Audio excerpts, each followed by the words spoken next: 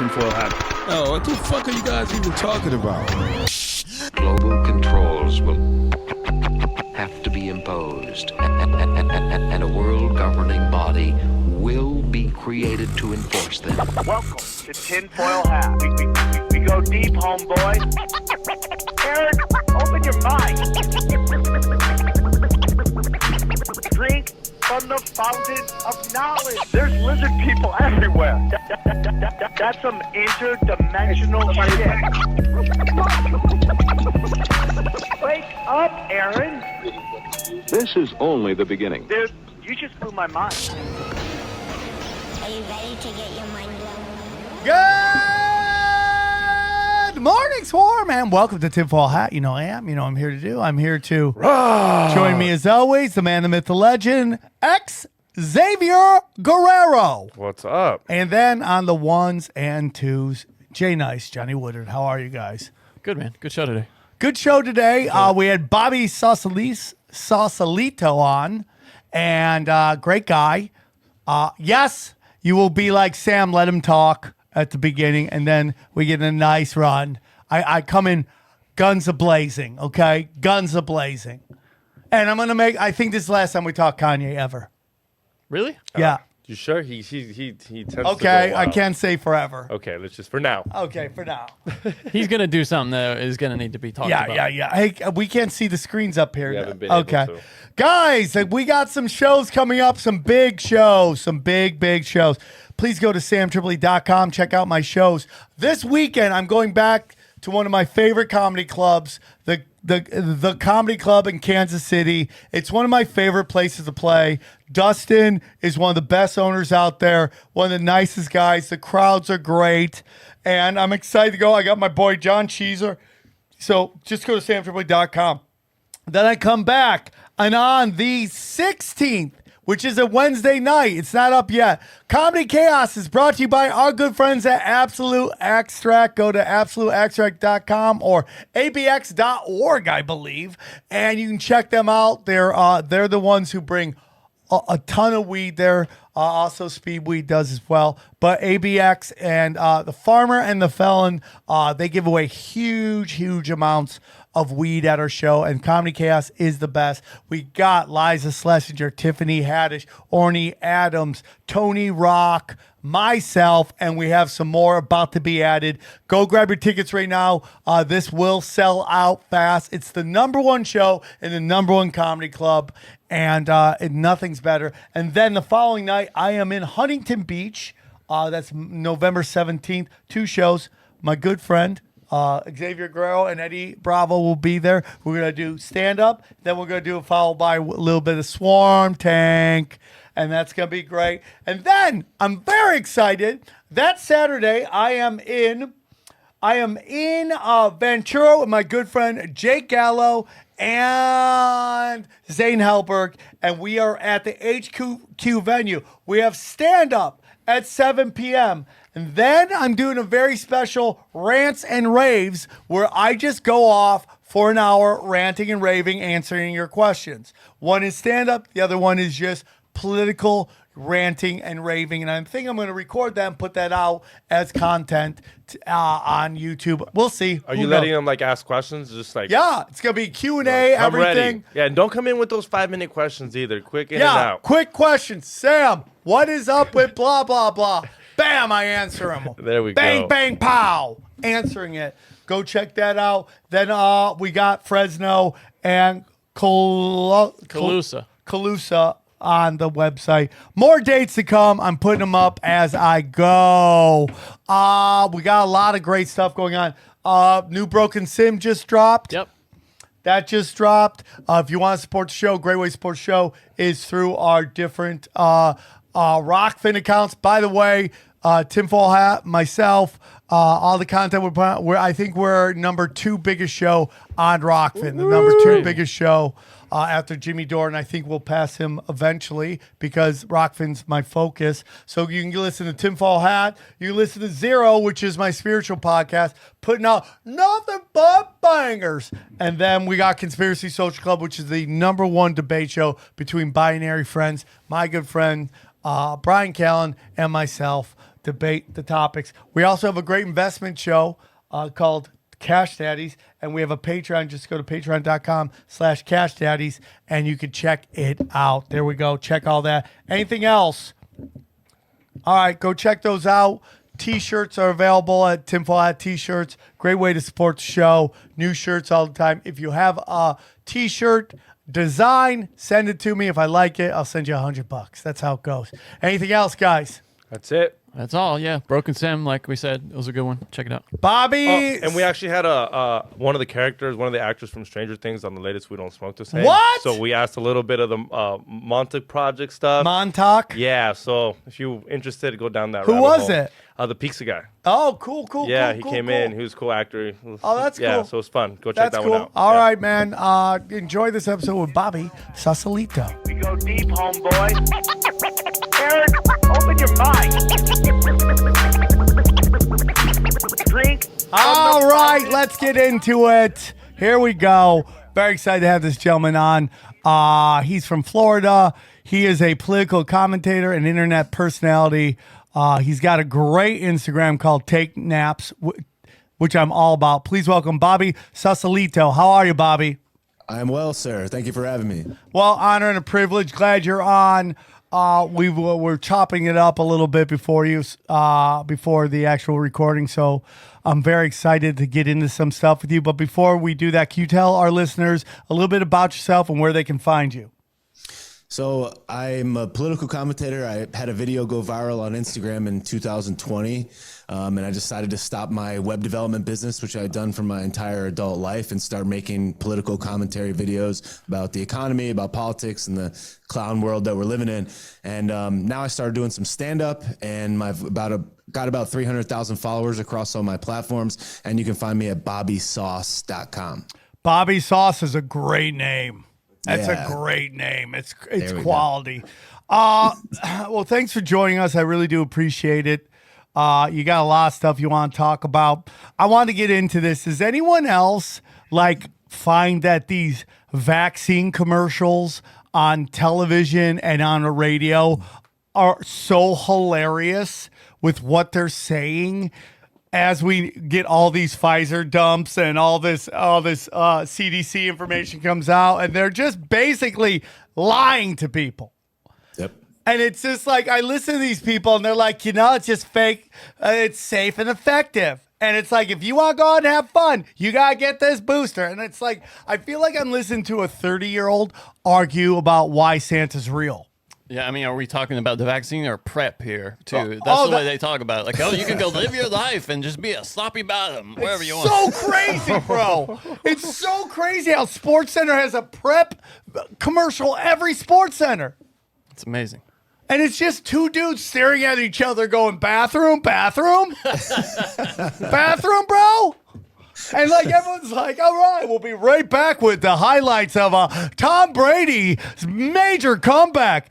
Are you looking for a bathroom action? It's the only guys you see on ESPN anymore, the guys in the PrEP commercials. It's amazing. ESPN's amazing because all they want to do is just convince you that women and gay men love talking sports. Oh, right? I mean, it's kind of crazy. So, Bobby, tomorrow, do you have any thoughts on that, by the way? What, on the ESPN stuff or Just tomorrow? the COVID commercial still going. I mean, I feel like it's almost like it's the Matrix. Once you know the truth and you see all these things, you just see how much clownery there actually is. And people actually believe that this stuff is right. People actually believe that celebrities care about them. They actually believe the stuff that they say on TV. It's sad, really.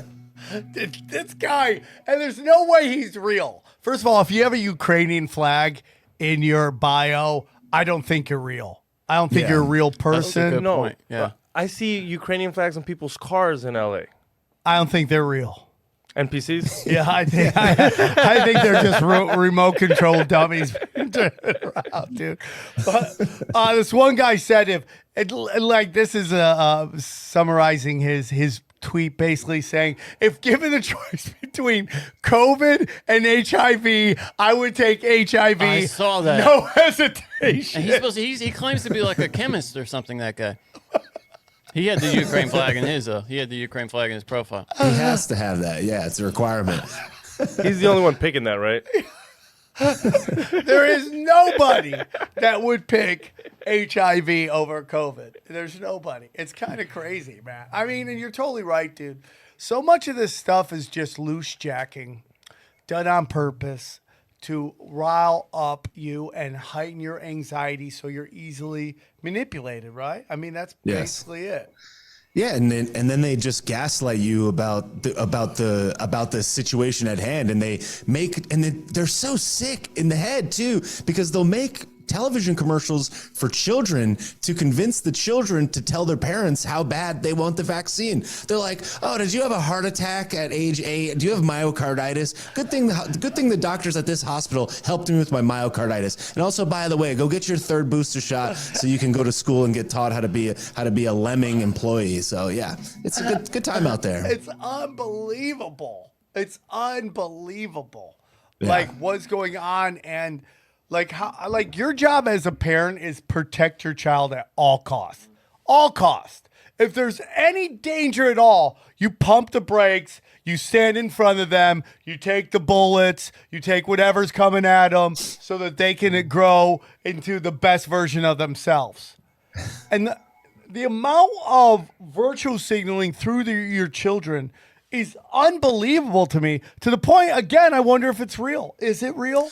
I mean, Well, it's not your job anymore to protect them. It's your job to validate their beliefs and take them to the doctor to cut their tits off so they can be a boy too, just like they think they are in their head. Meanwhile, Santa is real, and also you can be a boy if you just cut your tits off. And it's definitely not a demon at the hospital that's assisting in this procedure either. And then even in places like California, they're passing laws that basically say even if you come from another state and your parents don't validate your gender identity or what you believe in your head, they can take you away. And that already exists pretty much in Canada as well. So it's just a dark time in history. And I think it's quite sad that we're having this election and there's any debate which side aligns more with just general rational views of reality than the other side. Obviously not perfect, but I don't even understand how there's a competition, to be honest.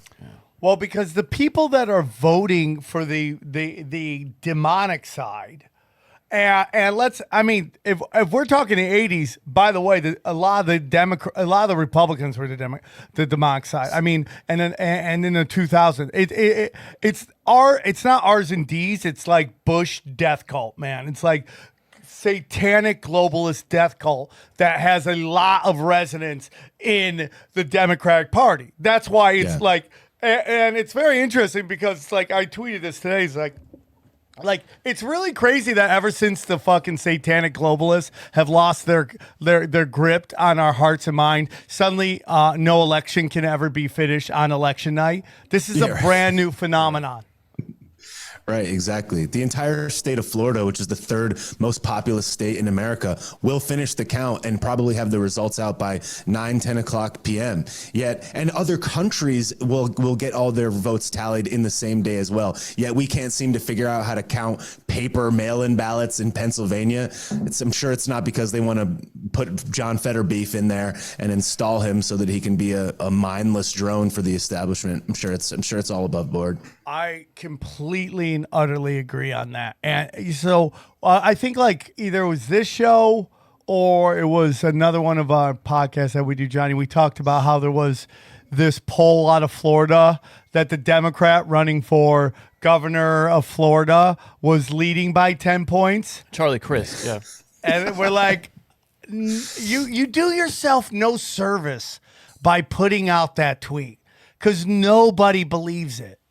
Nobody believes it. He just said on video a couple days ago that he's going to wear a diaper on his face on the plane that he takes to Orlando, and that he would be willing to follow the science and put diapers back on people's faces and force the vaccine. It's like, I don't even understand who this dude thinks his voter base is, but to think that this guy has a chance, I think is laughable. Kind of like everything else in the entire world. I wish you guys could hear the commercials in Spanish. It's double as bad. Oh, really? Because they expect us. They're telling us that we're the leaders to go make sure our parents get vaccinated. Oh, really? Jeez. Yeah, because we're the ones that listen in English. We're the smart ones. They literally said, "You're the smart ones. You got to take care of your parents." Wow. So it's pretty like it's a lot. A reason why a lot of Hispanics You speak still English. wearing. You're obviously the smart one. Yeah. Family. That's the way I see it. When they tell you, like, you're the one that's supposed to take your parents to go get vaccinated, they don't know anything about what they're reading, the research, they're lost. Like, that's what Univision and Telemundo be like. It's a whole different narrative because they don't know English. So they're not telling you that the Mexican government's got it on point. Yeah. So they're like, listen to Is your Mexico kids. is this government in Mexico pushing like The vaccine? vaccine hard? I have family members that have flown in, not on vacation, Oh, to get the vaccine and go back home. Oh my God. Because they don't have enough in Mexico. You technically gotta have the vaccine to go to school and stuff, but they don't have enough to give to everybody. So if you're privileged and you can fly in here, get the vaccine at CVS, go back home, now you're fine in Mexico. I want to ask everybody a quick question. I'm going to go around the horn. Name the Republican governor candidate Wait, for California. Oh, no idea. Name them. Nope. No. How is that possible? How is that possible that nobody in this room knows this guy's name? Yeah. How is it That's a great- possible? That's a great point. I thought the same thing myself. I think his name is Brian Daly, I believe. That's Which, it. Yeah. which makes me think, how does a guy in Florida know the name over 3 dudes who live in the state? Right, exactly. That's a great point. It makes me wonder why people like Tucker and others haven't promoted him. It seems strange to me. That's unless Got you no chance. understand that Pelosi, the Browns, the Gettys have this shit on lockdown. Why Yeah, is there it is. two Democrats running for mayor of Los Angeles? Not one Republican? Who's the black guy that was running that was Republican? That they smeared all over was his name? What's his face? That Called him leader of the KKK and shit. what's his name? That ran for the recall against him, the black guy. Oh shit. Yeah, why did he run again? Why didn't he have this guy on? What is that? He did pretty well too. He didn't, yeah. Major? Larry You mean Elder. Major? Larry Elder. Yeah. Larry Elder. Why isn't Larry Elder anywhere? He ran for governor of California, not for Los Angeles.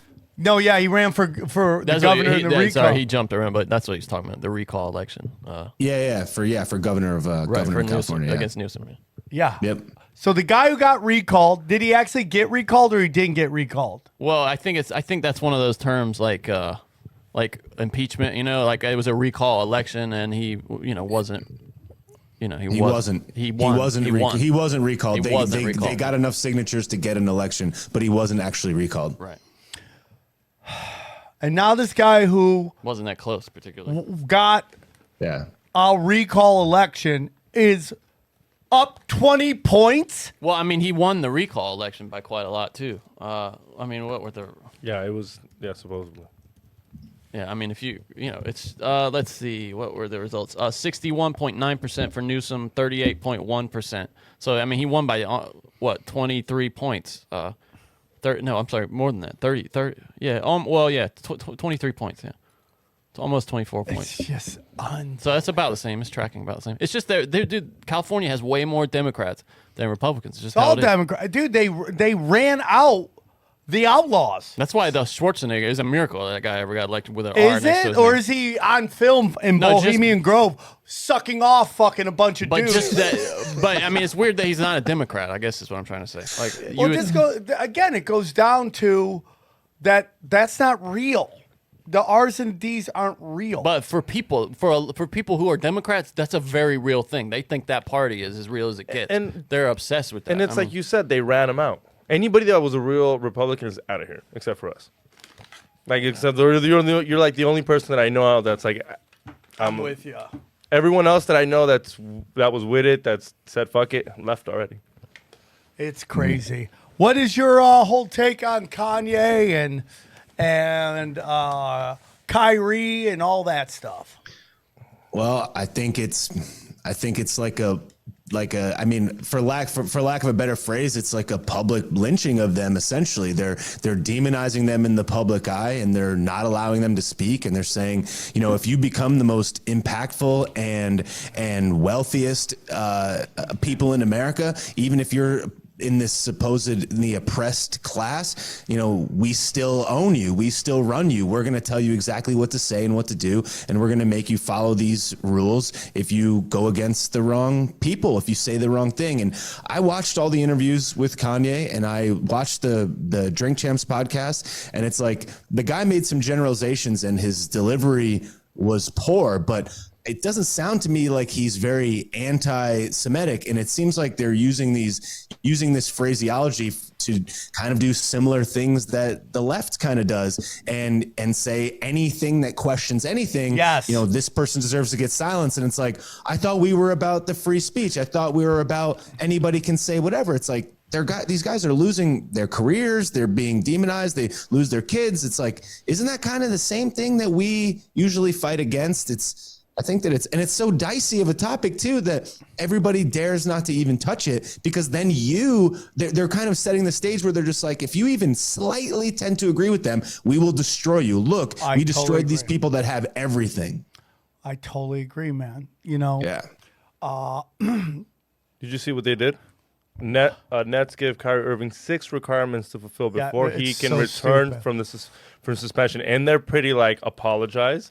Yeah. Meet so-and-so. You got to meet these people and shake their hands and be like, yo, I'm cool with you, even though right.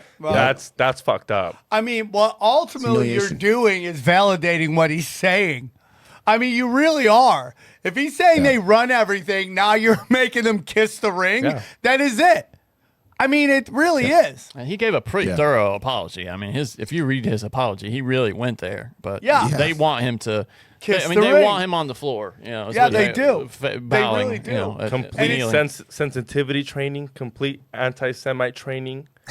Meet with the team owner to demonstrate an understanding of the situation. What's that phrase that what old crazy used to use when he would come on Gators? Well, Larry Gaze. Yeah, what would they do to black men? What was it called? Butt breaking. That's what we're looking at here. It is interesting, right? And then to see everybody. My whole thing is I listen to the NBA radio. I love NBA radio. I listen to it on Sirius Radio.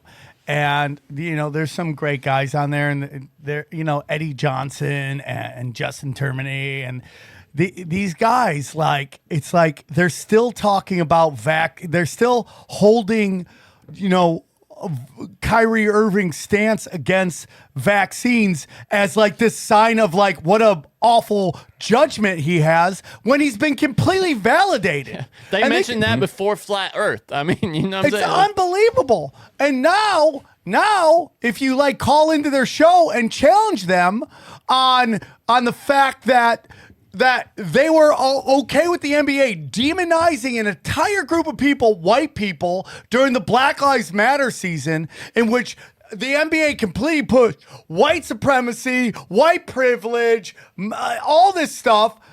They're perfectly fine with that. And then they're just shocked when someone would say something about a very powerful group as well. And it's like, oh my God, how can you do that? And then we bring up the Holocaust, and it's just like, oh, dude, nobody's saying the Holocaust wasn't horrible, but why is that this thing that doesn't allow you to criticize anybody who happens to be Jewish? Why is that automatically hate speech? Why is that? Because it's all been planned. This is a long con game, and it's generational trauma pushed on the people that every time anybody criticizes anybody of that, and that's a faith, it's a faith. It's not the fact that it was very interesting. He put in race, and Johnny and I have had disagreements on this. Here's what it is. I mean, and Ari talks about this in his special, actually.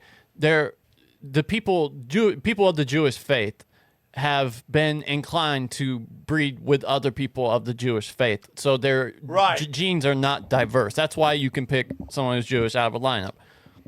Right. But then Palestinians are Jewish as well. They are genetically similar. They're genetically very similar. Yeah. So it's the same thing. And it's just and again, I don't care enough because I love Jews. But it's why are these people and these institutions causing so much division openly against certain people? If you were born into a Jewish family or a white family, right? Which one seems to have a better standard of living? I mean, it's just statistically proven.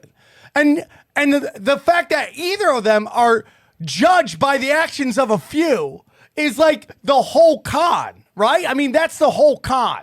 That's how you get people to fight with each other. That somebody pulls some shit, they happen to have like, imagine me saying Armenians aren't shady motherfuckers. Or Italians are never in the mob, ever. Like, wouldn't you laugh at me? Wouldn't you go, dude, do you believe in Santa too? I mean, it's great. I don't know. What's your thoughts on it, Bobby? If you feel comfortable, or I'm just... Well, it's what's kind of interesting about the Jewish people, and it's like, do we even have to say that we love Jewish people? It's like, yeah, we love all people. I have plenty of friends that are Jewish. It's like they're trying to make this now like yet another protected class. Like you can't talk about this class of people. And what I find interesting about the Jewish people is in a lot of ways, they roll like a gang in a good way. It's like they support one another. It's like Jewish people like to, I mean, at least from my experience, I'm not trying to generalize the whole class of people, but it's like they hire a young Jewish boy to build their website. When I was building websites and I would try to sell to a Jewish person, they might say, oh, my nephew does it. They just like you said before. There's nothing wrong with that. It's like, hey, you should find a good Jewish girl or a good Jewish boy. It's like they're trying to keep them together and they roll as a gang. They support each other. They back each other. They financially support each other. And generally speaking, that's a good thing. But it's just really interesting how it's like talking about them at all means they're in a protected class like gay people used to be, like trans people kind of are now. And it's like, I don't understand why this is suddenly bad. Oh, it brings up this gone age of the 30s. It's reminiscent of such, and it's causing people to be hurt. It's like, how can you say that talking about something and then what some other crazy person does is your responsibility because you talked about it? There's everybody on the right and conservatives in general are so quick to say, look, speech needs to be protected. You're allowed to say terrible things, yet this is the new protected class. It just seems kind of backwards. All right, real quick, if you guys just go to samtripoli.com. We got a ton of free podcasts for you to listen to. We have, of course, what you listen to, Tinfoil Hat. Then we have Broken Sim, which is like the #1 show in where is it? Cambodia. It's just, I'm telling you, if you love this show, you're going to love Broken Sim. Everybody loves it. Broken Simulation, we should say is the name of it. I don't know. Broken Simulation with Sam Tripoli. Cash Daddies is on fire. Punch Drunk. Union of the Unwanted is probably the most important podcast on the internet. If you want real good discussions by an incredible panel, go check it out. You know, Charlie, Ricky, and Midnight Mike are crushing it. Then I have some old episodes of Zero, my spiritual podcast. You can listen to it for free, and if you like it, go subscribe to the paywall. But bam, you can listen to it for free there. Old episodes and Conspiracy Social Club. Go check them out, and if you like that, I hope you will enjoy our sponsor, one of our longest running sponsors, Copy My Crypto. Crypto's starting to heat up a little bit, and I think you guys got to check this guy's website out. Guys, listen, the recession is underway. Fuel is through the roof, and food prices are insane. People are beginning to lose their homes. But there can be a massive positive to this because recessions are where more wealth is made than in any other time in the economic cycle. Take the last recession. Those who invested in property and stocks more than doubled their money inside 2 years. But no market rose like crypto, where people made 10, 50, even 100 times over the same period. That's what James McMahon did. On his Crypto with James YouTube channel, he told his 21,000 subscribers to invest in the same 26 coins that he did. Had you invested $100 into each of those coins, you'd have been in profit for more than $123,000. $1,000. Wow. His top pick of the year, a crypto called Phantom, went up a staggering 692 times. And remember, this is public knowledge. You can go to YouTube and verify it yourself. James will be sharing every coin he buys during this recession on his Copy My Crypto membership site. It's like having a big brother who knows what he's doing. You don't need to know a thing about crypto or how to invest. You simply copy James. So to join the 2,800 members who copy James, go to copymycrypto.com/Sam. That's copymycrypto.com/SAM. SAM. It's your call. You can thrive in this recession or be another victim. Go visit the site and read every word now. Will you go to Wikipedia and look up largest genocides? They list them all. It's super interesting. And in a weird way, Kanye does say he is jealous of the Jews, that they're so together with each other. Yeah. He says that all the time. He's like, dude, the family keeps in with each other. He's like, I wish black people did that more often instead of just fucking. So he does say he was jealous of the Jews. And I mean, okay, so this is a very interesting thing right here. Go down. So I found this interesting, and a big reason why if you criticize somebody in power that happens to be Jewish, right? That they bring up the Holocaust, okay? And the Holocaust, I always ask people, if you could be on an island with a pedophile or a Holocaust denier, which one are you going to do? It's a lot harder of a decision than you think, right? It's a lot harder. Now, I also know that through history, we're not always told the truth about everything.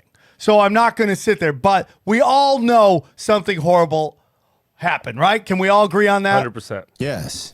Sure. So we have the Holocaust here, and it says German occupied Europe, and it lists low estimates 4 million, high estimate 7 million. I've never heard 7 million. I've heard 6 million. That's fine, whatever it is. All right. So then you look, and then I got even more about that. But then you go to second one, and it says German atrocities committed against Soviet prisoners of war. When have you ever heard that? Never. And it goes to German occupied Europe. Bang, bang. Look how many people they say. Same years, by the way. Same years. 3 million. 41 through 45. On top of the 20 mil that died trying to battle the Nazis. So we're talking 23 million people. Why are we allowed to openly call for the death of Russians? Why? So we look at this list right here, and and this is Sam speaking, not Bobby Sauce, okay? And if anytime you want to disagree, please jump in. I don't want to say anything that is you don't agree with, okay? And, sure. This is Sam speaking. So we look at this list, right? And what is missing from this list? And it's King Leopold going through Africa, killing 15 million people. Let's go down. Is it anywhere on this list? It's power ranked. It's not on this list. Why is that not on this list? And we have another genocide over here. Another genocide involving Russians. I mean, what are we doing here, dude? That's all I'm saying. That's all I'm saying. It's just like this is a long thing to divide and conquer. Well, these are the Russians actually killed these people. Okay, so Russians are piece of shits too. So, but the point is, what do we do? And then Bobby, I don't know if this is something you don't want to talk about, and this I'm hijacking your appearance, but this is to me part of the psyop to get us all to fight with each other. Wait, hold on. You're talking about the Congo thing, right? Because it does come up right here in the intro. But why isn't it listed? Let me see. Hold on. It's got to be on that list. Oh, yeah, here. Okay. Yeah, where's China? Where's Mao Zedong? No, that's 96, 97. That's not it. Where's that one? It's like, wasn't that pretty big? I don't know. I don't understand. Okay, so it's here at the beginning. It says it excludes other mass killings, which may be referred to as genocide by some scholars, and are variously also called mass murder, crimes against humanity, politicide, classicide, and war crimes, such as the 30 Years' War, the Japanese war crimes. Look at that. It could be anywhere from 1 to 15 mil. In the Congo. Okay, so they're not calling that a genocide technically is what they're saying. They're saying those were either war crimes or mass murder. Interesting. And then they also don't include the Great Purge or the Great Leap Forward in that. So it's just super interesting, dude. And it's like, why do they do that? Why do they do that?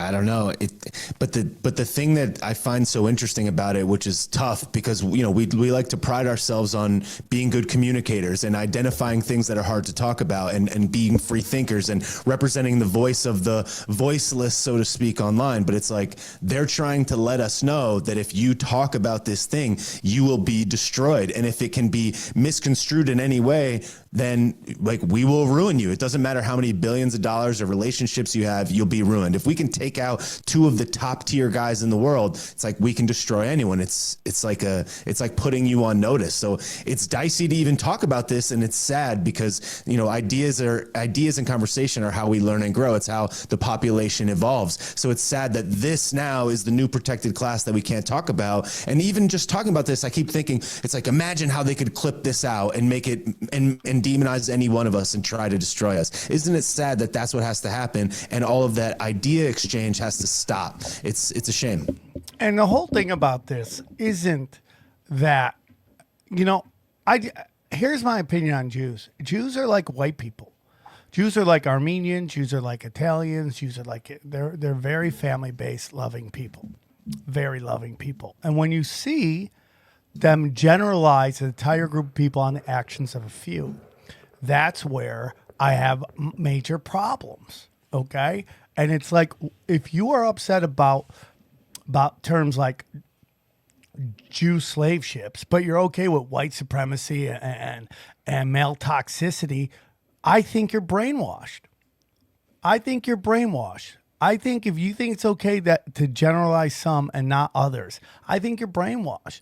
And the danger that you do, that you're so worried about happening to a protected class, okay, is happening right now. We have historical suicide numbers. Historical suicide numbers for men. Because men have been completely and utterly shut out of society. If you go around complaining about patriarchal society, okay, you are brainwashed. You're brainwashed. Where is it that men have this giant fucking advantage? Where? We get to go to work, right? And we live and we die based on our paycheck. Go to war. We go to war. We live and die. We die early. Yep, and high expectations to be a provider, and if you're not a provider, then you're a deadbeat. And the women are pretty much always right. And you look at men depicted on TV or in television commercials or in movies, it's always like idiot dad, like can't figure out how to find something in the refrigerator. He's so dumb, but good thing he better go to work and provide for the family, otherwise he sucks. And I'll just divorce him and move on and find a better provider. It's like I think it's like 80% of all divorces are initiated by females. And of course, there's a broad litany of reasons for that, but numbers are numbers, just like you said, male suicide rates and so forth. And then male deaths in the workplace, male deaths on the battlefield. It's like, it's really easy to kind of demonize us, but it's like, how did all of these things come about? How about the sewer systems? How about all the wars that are being fought? How about so many other great things and all these high expectations? We are not liked right now. Neither are white, supposedly this new term, cisgender men. They don't like us either. I mean, but if you're a female, why wouldn't you get a divorce? You get half a shit that you didn't work for. Well, that's why you nobody's get the getting kids. married. If you watch like Black YouTube, dude, all they do is just rip white feminists, which is hilarious. And they're always like, men are walking away from relationships. Well, men are walking away from getting married. Because we're still getting laid. We're still guys are still getting laid. And there are men who are in relationships with women for decades. Yeah, for sure. I mean, I know people and they've been together like 15, 20 and never thought about getting married, really. Oh, but then they also made that new law where if you all live together for 5 years, she's technically married. No. Common law marriage. And not in California. Yeah, but who does that benefit? And it's 10 years. That's an old thing, though. That's really old common law. And it's 10 marriage. years. So, yeah. Do you know in California, if you get married for 10 years, you have to pay your spouse like $5,000 a month for the rest of her life? That's like winning the lottery. That's like that lottery game where you're set for life. Remember that game? That's what that's like. That's what I mean. Why wouldn't you want to And divorce? a lot of it extends from when women weren't allowed in the workplace. That day is not today. Yeah, it's like women are animals, or you know what I mean? Like you gotta take care. Dude, you buying that dog, you gotta take care of it for the rest of its life. Yeah, You right. know, what the fuck? And none of them are complaining about that. You know, even though that's not fair. And at least with the dog, you can still leave it out at the shelter. You're better off just getting a dog. Bobby, Don't clip me in. Don't clip me in. Have we gone too weird for you, buddy? I feel like we hijacked your episode. No, it's all good. It's all good. It's just funny. You guys are like, you're like, what are 5 topics you want to talk about? And it's like, these were not on the top. That's okay. I'm sorry, man. We No, can it's clip all that good. out. I if like it's the gonna flow. be- I like the flow. It's current. It's current. It's dropping tomorrow. I'm all for it. It's all good. You know, for me, man, it's like if you take a look at like women automatically get the children. Women automatically in a custody battle. It's like it takes her being like wanting to assassinate the president for her to lose the right to her children or be a bad drug addict. Women, if men and women commit the exact same crime together, a woman gets fucking like a half of the sentence, right? Women initiate the divorce. If the cops show up, there's domestic abuse, a man automatically goes to jail. Automatically. There's no 100%, discussion yep. on it. OJ. You know, women live longer. When you know you want to talk about 70 cents on the dollar, if you go down to like service industry, women make way more tips than men do. Okay. What about academics, dude? I mean, in school now, in colleges, I mean, there are way more women in college than men Like now. what's it like 4-1? I don't know if it's that, but I mean, it's significant, whatever it is, and they're doing better in school because schools have become. They've become school systems reward feminine traits. You know, like being able as a kid to sit down, sit still, pay attention, take your notes. Kids, boys just can't do that. They're not inclined not to do that. built Their for that. bodies are meant to be moving. You know. And when you met the service industry, you meant like sex work and like the whole works, right? No, I'm not talking about Oh, sex. that should also be included. No, I'm not talking about prostitution. What I'm talking OnlyFans. about, OnlyFans. I'm talking about like OnlyFans. waiting That's tables. service. That's service, man. That's Waiting service. bro. that is a service. OnlyFans I'm is a talking about service. waiting tables, bartending, all that stuff. They make way more money in tips. Way more money in tips. Yep. I mean, you just keep going on and on and on and on and on and on about when it's like mostly it's preferential to women. Now, that's not saying that men are assholes or don't do anything stupid, but I don't know where the patriarchy stands. The only thing where a man is like, because I've always said this, like women make the rules of society, men make the rules of business. And the only place that men have this domination is in the business world, creating business, because our livelihood, our worth is based on our paycheck. And if you don't have a paycheck, you're not worth anything as a man. I mean, let's just face it. Especially if you're 50. Imagine you're 50 and you're broke. It's so fucking hard. It's not over and you could change your life, but it's a hard place to fucking be, man. That's why I hate this term incel, because I empathize. You know, I get there are a lot of nasty people, nasty guys that don't get laid, that sit in their basements. But I feel like what would you say, the way society's kind of abandoned those people and even turned against them is I mean, those are a lot of people that could have been integrated a lot better into society that have now just been completely turned off to it. They're never going to want to be a part of it. They have their own thing going now thanks to the internet. And I mean, God, that's fueling this culture war right now. That whole attitude toward incels by the left, especially. I don't know. That's a tragic thing to me, and I don't think it's women's fault for not wanting to bang losers. Not at all. It just all kind of, it's like if we believe that there's this grand scheme, and even though they're not pulling the strings on every individual thing, it's like, how do you take over a society? It seems pretty clear all the steps that they've been taking are down that path. So you take out the strongest, most masculine men.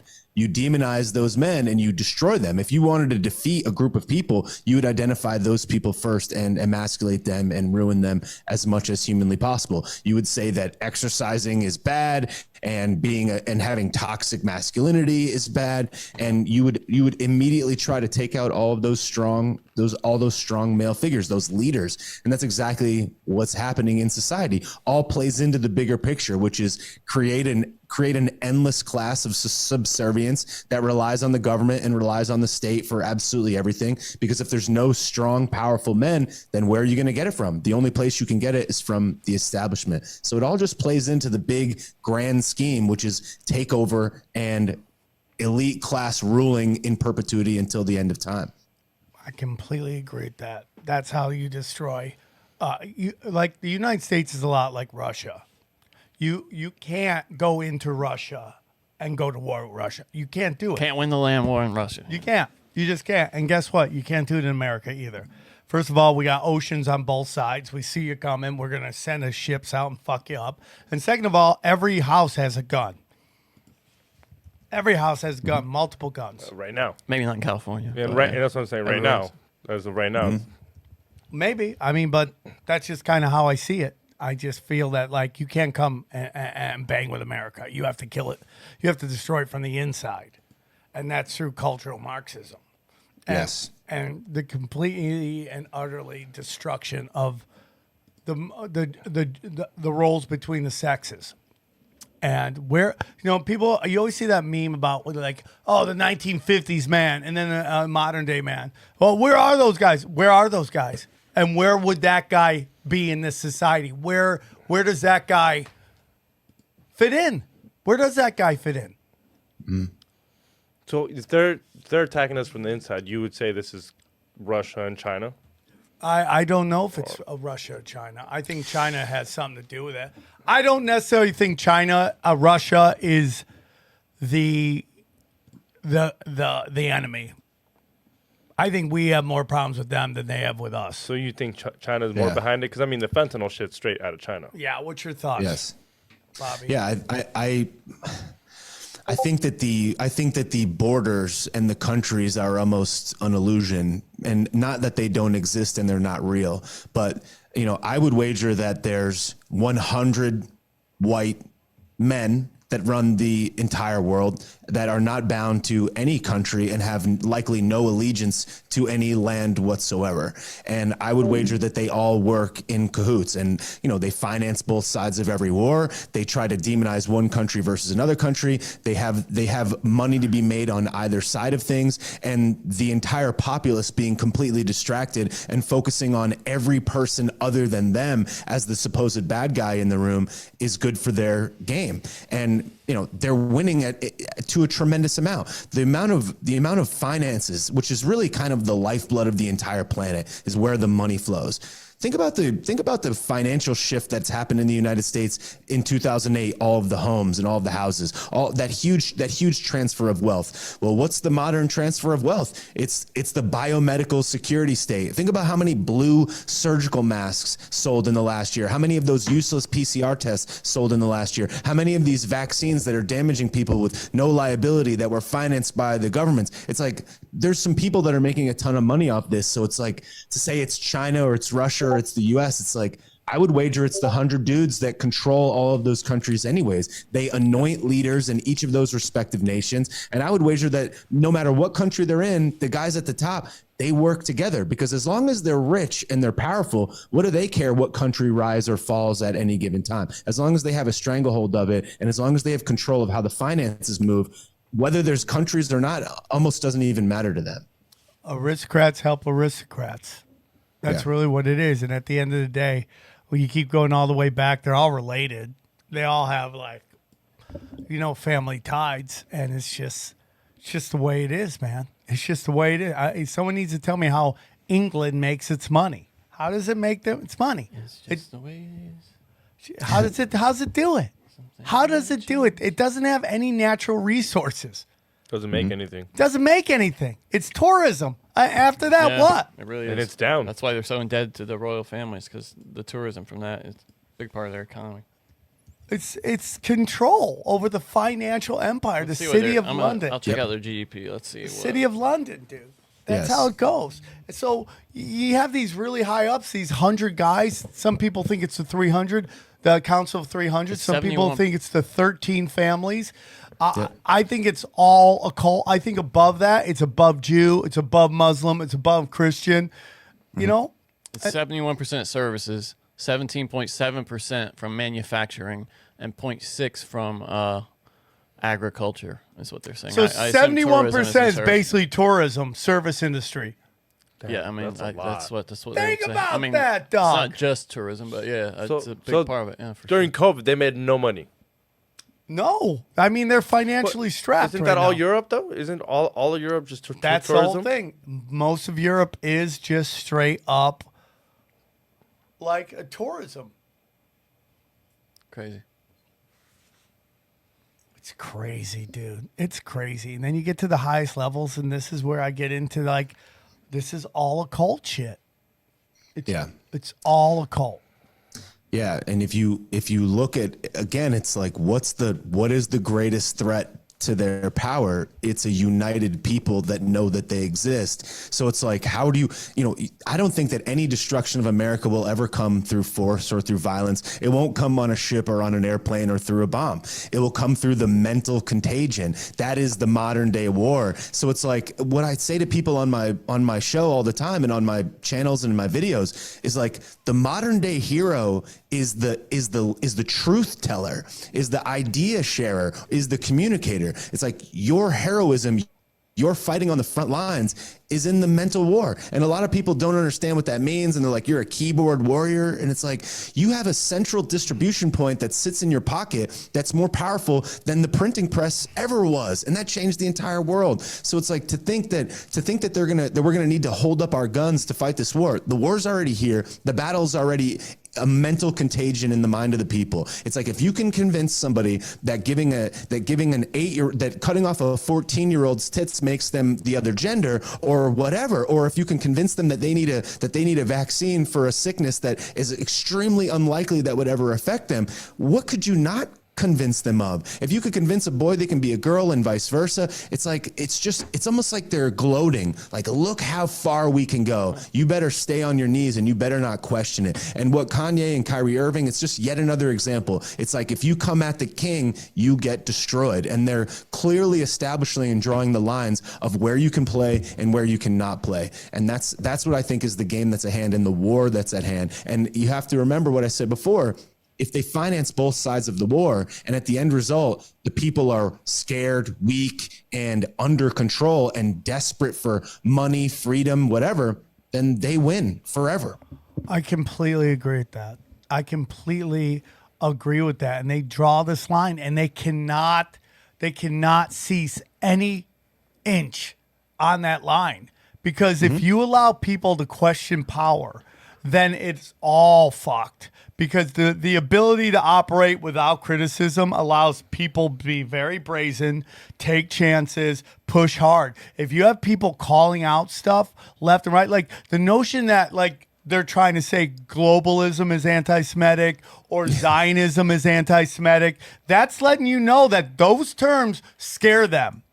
And they want to bring them under the umbrella so you can't question what they're doing. And so that the other people who are conformists and just really in their heart of hearts just want to go to work, make their money and not have to deal with it and they're kind of just these lemmings and they're not bad people. I don't hate these people. I'm frustrated that we're right all the time and they still don't listen to us.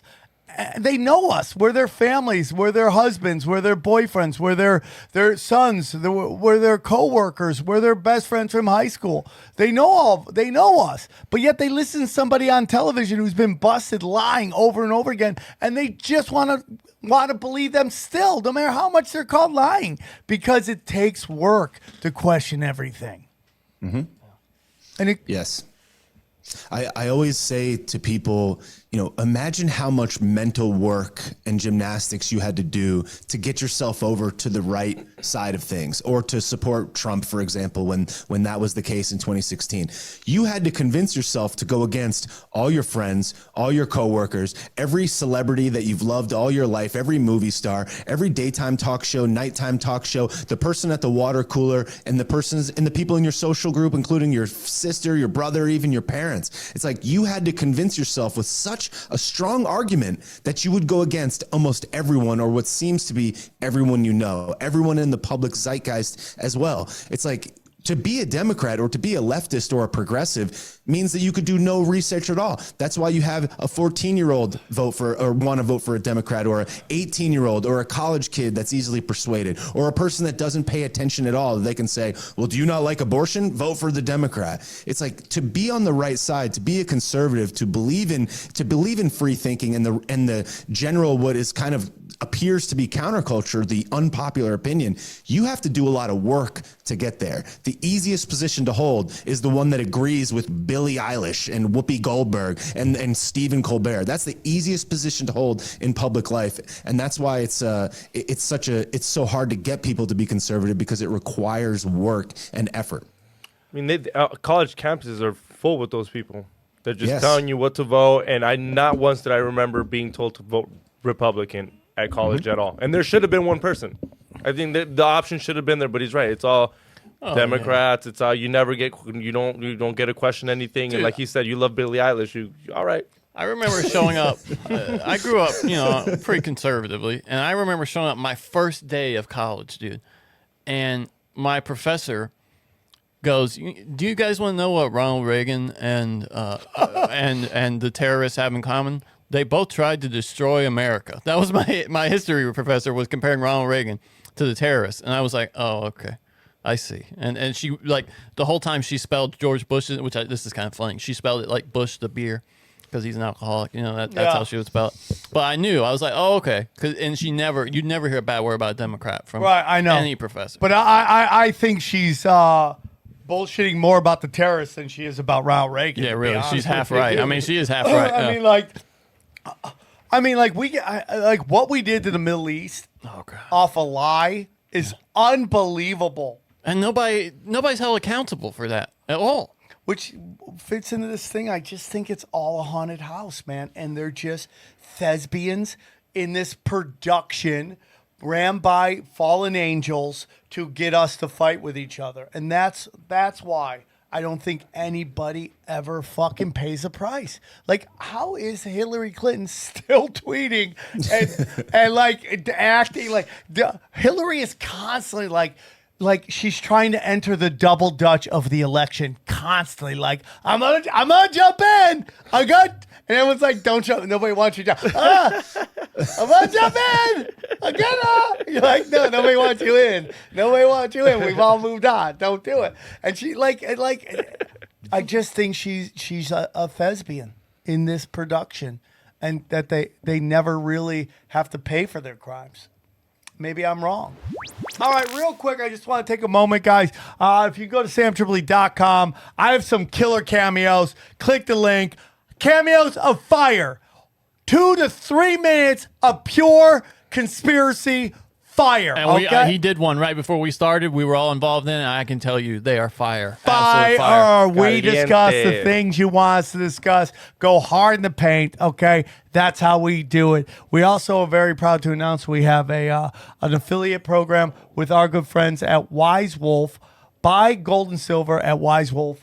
Gold and silver, okay? Guys over there are great. Tony's great. Take care of you. Invest in your future. He's working on a really cool program where you're going to be able to buy a little bit every month. He'll send it to you, taken care of. Things are moving. We're putting together affiliates right now of the best, so you know where to go take care of, because I really care for you guys. And then go check out Nuke Social. Mastodon, is that what it's called? Mastodon, the new social media. Mastodon, yeah. Mastodon. Well, we're on there. Nuke Social is on there. Okay, so you don't need True Social. You don't need any of those other ones. Parlor. Just go to Nuke Social and join us. And we have a whole community there of all my podcasts. And then if you're really liking that, you can check out another podcast, Mr. Ballin'. And listen, a teen solo hiker was terrorized for days by an unknown figure dressed in white. 2 cops who quit their jobs at a local theater because of an unexplained encounter with an alleged demon. An isolated forest in Canada where people keep turning up headless. These are just some of the strange, dark, and mysterious stories you'll hear each week on Mr. Ballin Podcast. In each episode, Mr. Ballin shares real-life haunting accounts, like the case of Haley Zaga, who disappeared from a hiking trail for 51 hours. When search and rescuers finally found her and asked how she survived, she simply said a friend helped her. She described this friend, 4 years old, black hair, brown eyes.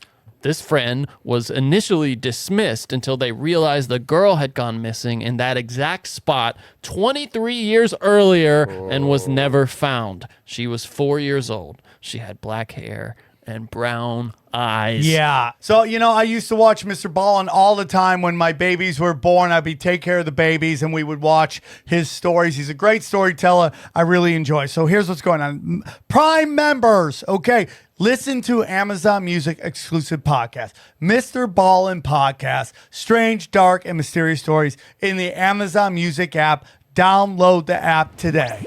If you are a useful tool and instrument of the people that run the operation, you will always have a position as long as you're willing to continue communicating their view of reality. And she and her husband have they sold their soul many, many years ago, where they're just like, yep, whatever you want. Give me the fame, give me the power, give me the money. As long as you let me be a dirt merchant, as I like to say, then we'll regurgitate whatever you want until the end of time. So, the thing is, again, it's like they own all of the media distribution points. So giving Hillary an opportunity to write a book or show up on a TV show or be on CNN, nobody has to choose for her to be there. The powers that be need to choose that she gets to go there. And a really interesting perspective that I heard recently through some political people that I know is that the Democratic Party is the media. It's not the other way around. The media doesn't run cover for the Democratic Party. The Democratic Party follows the rule and dictate of the media.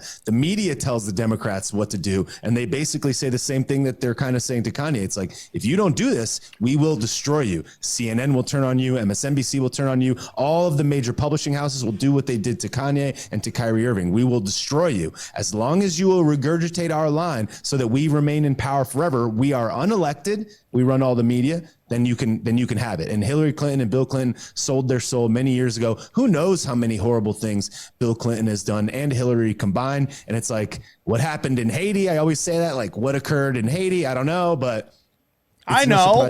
They jacked billions of dollars and they were kidnapping kids. That's what we know.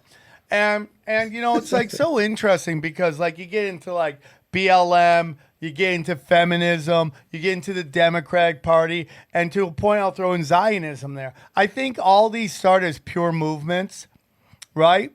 And then they get like just hijacked. Now, the Democrats do have a very shady, deep past, but I think like, I think you see every side ebb and flow. I mean, like, we could look at the Republican Party right now, which everybody is thinking is the same party. Go back 20 years, and they're, like, right behind 9/11. Mm-hmm. So it's like it ebbs and it flows. But at some point, it gets hijacked and commandeered and turned into and weaponized. How long do you think that would take? I mean, like... Was it 10 years? I personally think, when World War II ended, that was everything changed in this country. To me, maybe I'm wrong. There was always things going on behind, but I felt like World War II was the first time it was, even though they didn't have the internet, as we look back on it, there was more blatant shit going down. Easier. Everywhere. The Nazis just walked right over here, set up shop, set up CIA, set up NASA, set up everything, and then just started running shit. And you just saw George Bush comes in and takes over the CIA. Then they insert Ronald Reagan. They take over the fucking Republican Party. And the Bush death cult gets the Republican Party. And then the Koch brothers and the Bushes basically get the fucking Clintons in at the Democrats to pull the Democrats farther into the central. But then it just got into just straight up globalist, shady ass shit, right? I mean, like, Dude, we should just do an episode, all of us, and I'll let you come. I would love to have you back on, Bobby, since I feel like I hijacked your episode and talked about what I want to talk to, so I can't wait to read the fucking comments. Let the guests talk. I recognize that. I recognize that. So we're gonna have Bobby back, and we'll let him decide what we talk about.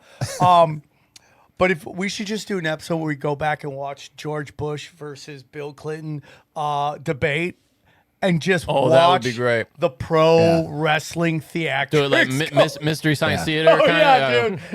dude. Just know that those guys are working together in every capacity. That could be one of your shows. A new one. Add a new one. Review. Which one was the first one? Debates. Just to go do all debates. Dude, that would be great. Go like Hillary, Obama. Yeah, go back That to would that be a great when one, they're working together. Yeah, that would be a great one, dude. Bush Gore would be a good one. That'd be so fucking funny. You're right. Reagan and Bush have debated. That would be good to watch. It'd be weird to watch it now that we know they're like homies. No, but that's why you would watch it. Yeah, that's what I'm saying. It'd be weird, the whole time that they're working together, smuggling cocaine into fucking the United States. McCain and Bush would be a good one, too. Oh, yeah, that'd be a great one, dude. Just these guys like, damn it, what are you going to do, Ultimate Warrior? What are you going to do when I get the presidency and I just bring glory back to the country? Oh, yeah. Especially guys that ended up on the same ticket eventually, you know? Oh, yeah. Those are the best. Yeah, I mean, it's super interesting. What are your thoughts, Bobby?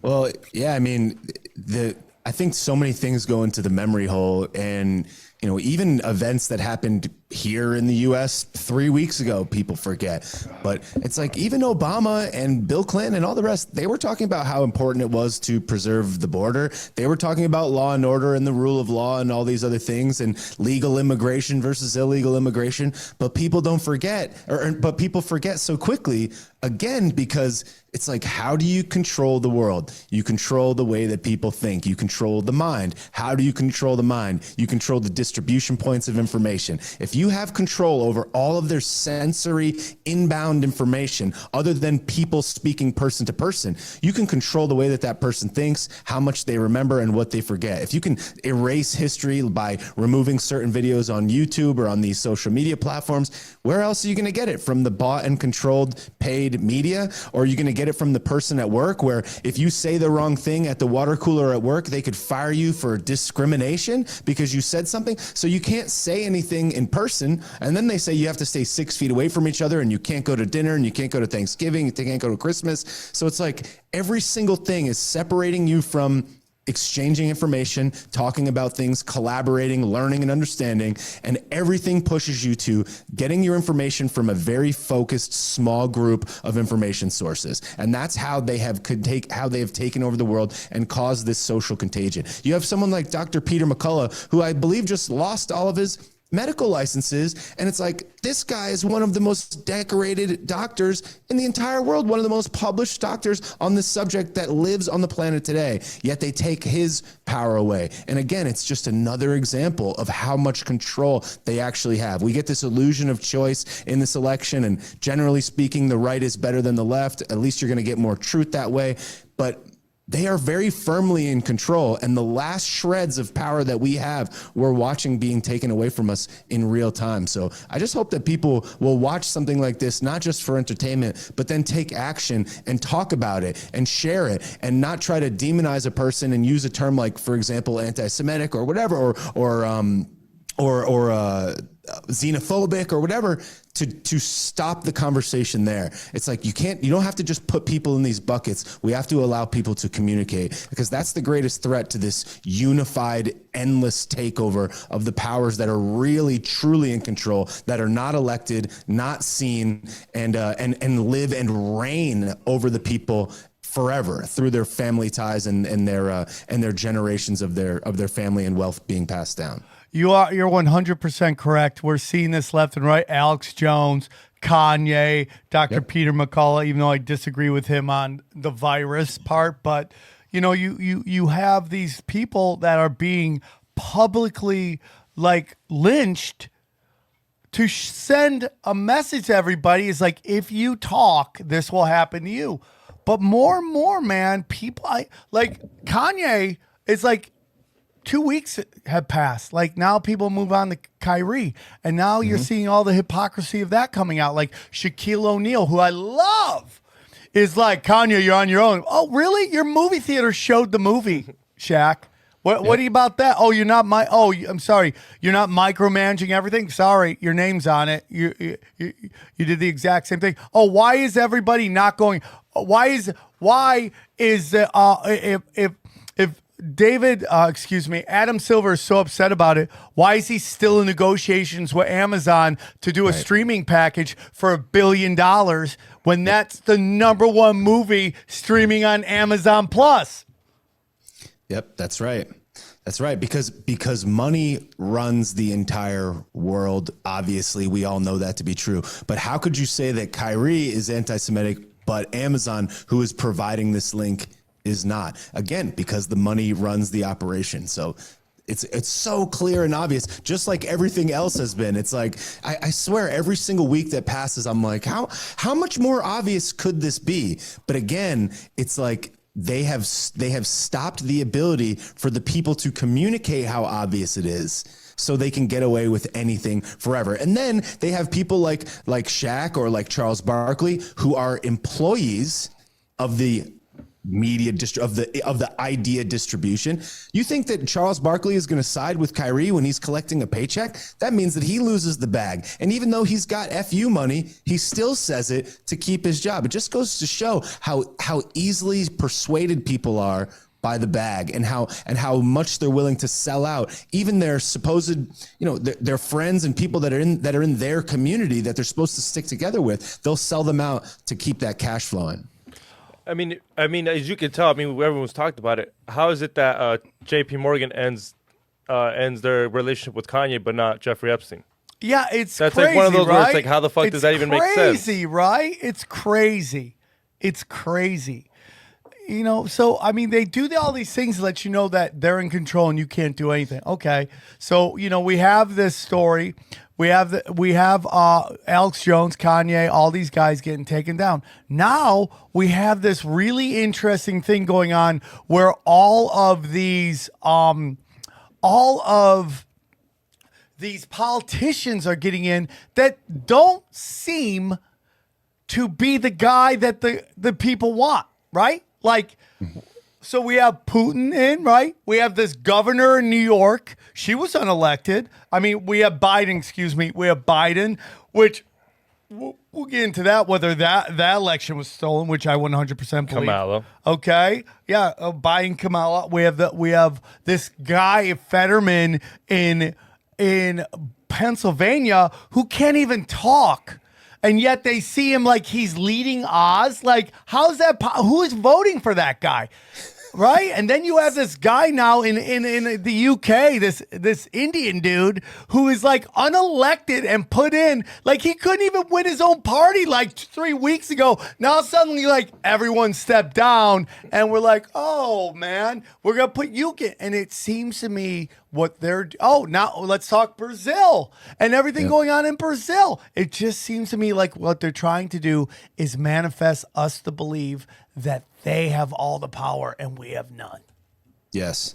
No, that's absolutely right. And they make it very clear. I saw a video today that I haven't had enough time to do research on and validate, but it was some official in the Brazilian government saying something along the lines of anybody who questions this will be considered a criminal. And you have large American companies like YouTube saying any video that questions the legitimacy of this election, the videos will be removed and taken down. It's again them showing their cards, like you have nothing. And the other thing too is not only do you not have nothing, but the last shred that you have left, we're going to emotionally manipulate the weakest among you to choose for it, and not only choose it, but go in the street and beg to be controlled, beg to have the guns taken away, beg beg for every piece of speech that they dislike to be classified as hate speech, beg to tax the rich, aka your other fellow American citizens, and basically create your own subserviency. And that's them, again, just showing you how much control they actually have. It's so clear as day, but people are just not paying attention and not tuned in, which is, again, why I say the truth distributor, the person that shines the light on this, all of us, it's like, this is your modern day hero. Not that I'm a hero or you're a hero, but heroism is sharing the truth now. That is the most heroic thing that a person can do at this present moment, other than, fight on the battlefield. And it's kind of crazy, man, because this reaction to Twitter is very weird. Like, people losing it on Elon Musk and Twitter. Now, I could easily believe Elon Musk is the Antichrist. I make no illusions of I have any faith in billionaires in any way, shape, or form. But it's like, why are they freaking out so much? Why is this? And there is a point that one or two things go on. They're either trying to create credibility and that Elon Musk is not playing ball. Yep. We're leaving.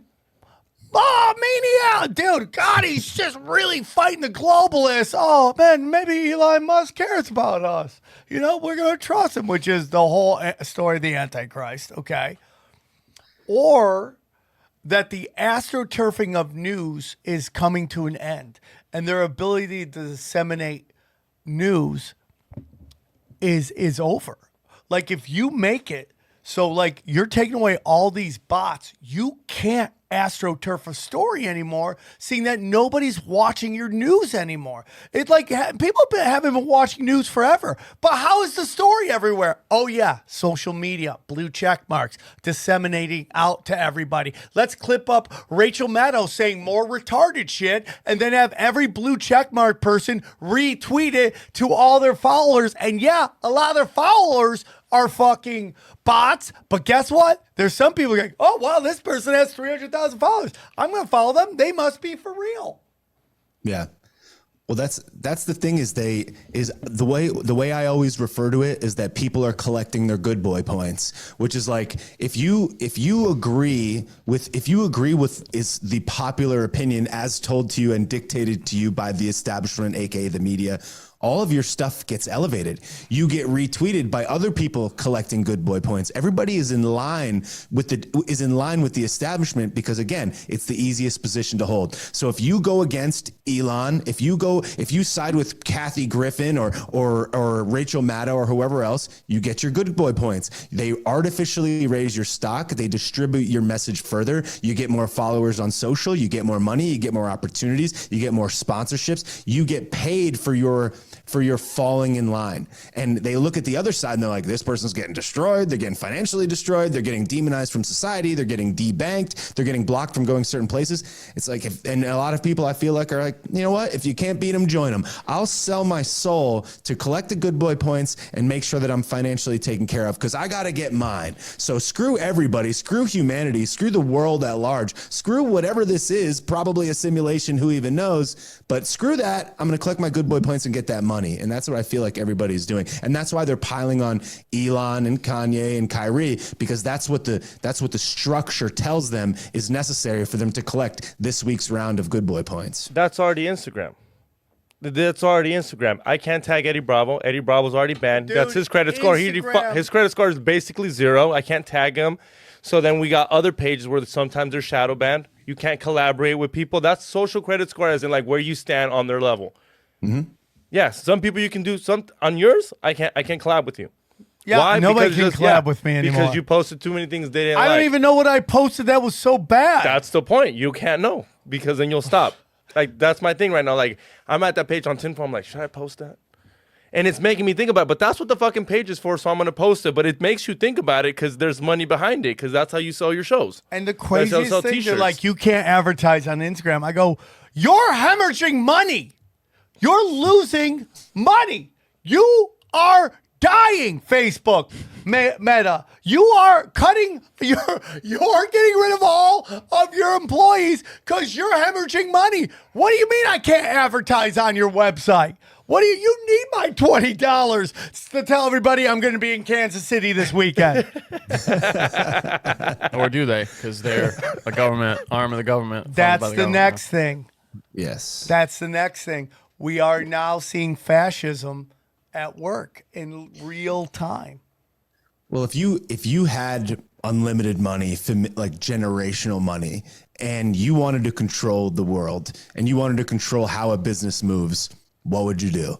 You would buy a slice of that company. You would invest in every company that could potentially raise to be a threat to the information distribution against your message and your established control and power. So when they see the next Facebook, the next TikTok, the next Instagram, the next YouTube, when they see those things, they dump in money and they buy a stake in it. Then they intertwine all of their other existing businesses financially into that business so that they can financially destroy it should they not fall in line and collect their necessary good boy points. To say, hey, we own Twitter, right? But now, we're going to pull all the advertisers. If you are a company like BlackRock, for example, if you look at 100 of the biggest publicly traded companies you can think of, BlackRock has a stake in almost every single one, and they can control whether or not they buy advertisements or buy parts or buy supplies or whatever else or exchange IP with those other companies, so they can financially destroy people. And then the people that are in leadership roles at BlackRock or whatever investment firm,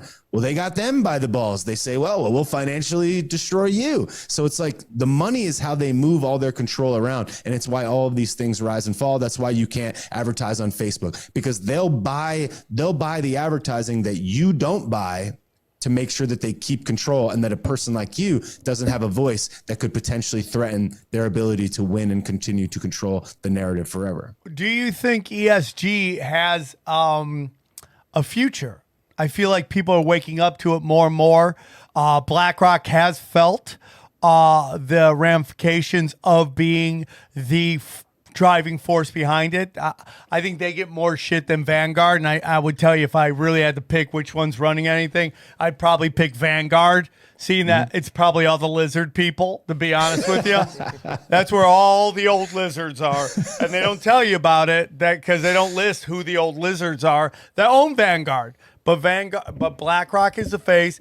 Larry Fink is just a theater guy who is disposable. The minute he becomes too toxic, and they'll throw him out like a fucking used paper cup, and they'll fucking put somebody else in, and they'll just run it again. But I do feel like ESG, which is the actual cultural Marxism that is being pushed on us, people are waking up to it. What's your thoughts, Bobby?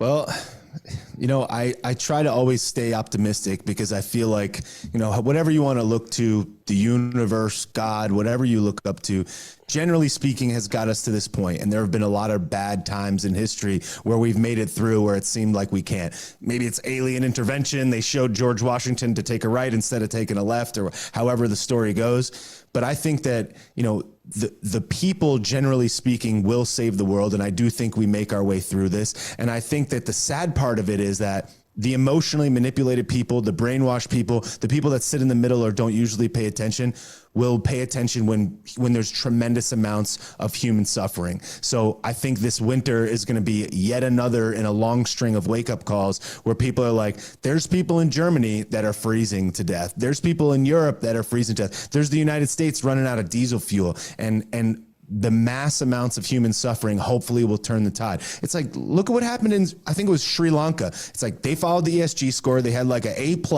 and then they had to overthrow their own government because of it. So I just hope that people realize that you don't have to have all this human suffering if you could just make it cool and interesting and, part of your necessary life to pay attention to the happenings of the world and what's going on around you. So I certainly hope that the people will change the tide of this before more people have to suffer. But sadly, I do think more people are going to suffer before they turn it on that. Because the last vote that we really have, other than kind of the basic election vote, is how we vote with our money and our time and attention. And that's really the only way that we'll be able to turn this around. So what we're doing now, and the fact that somebody's paying attention to this and not what they see on MSNBC, they're spending their hour and a half with us, is a good sign.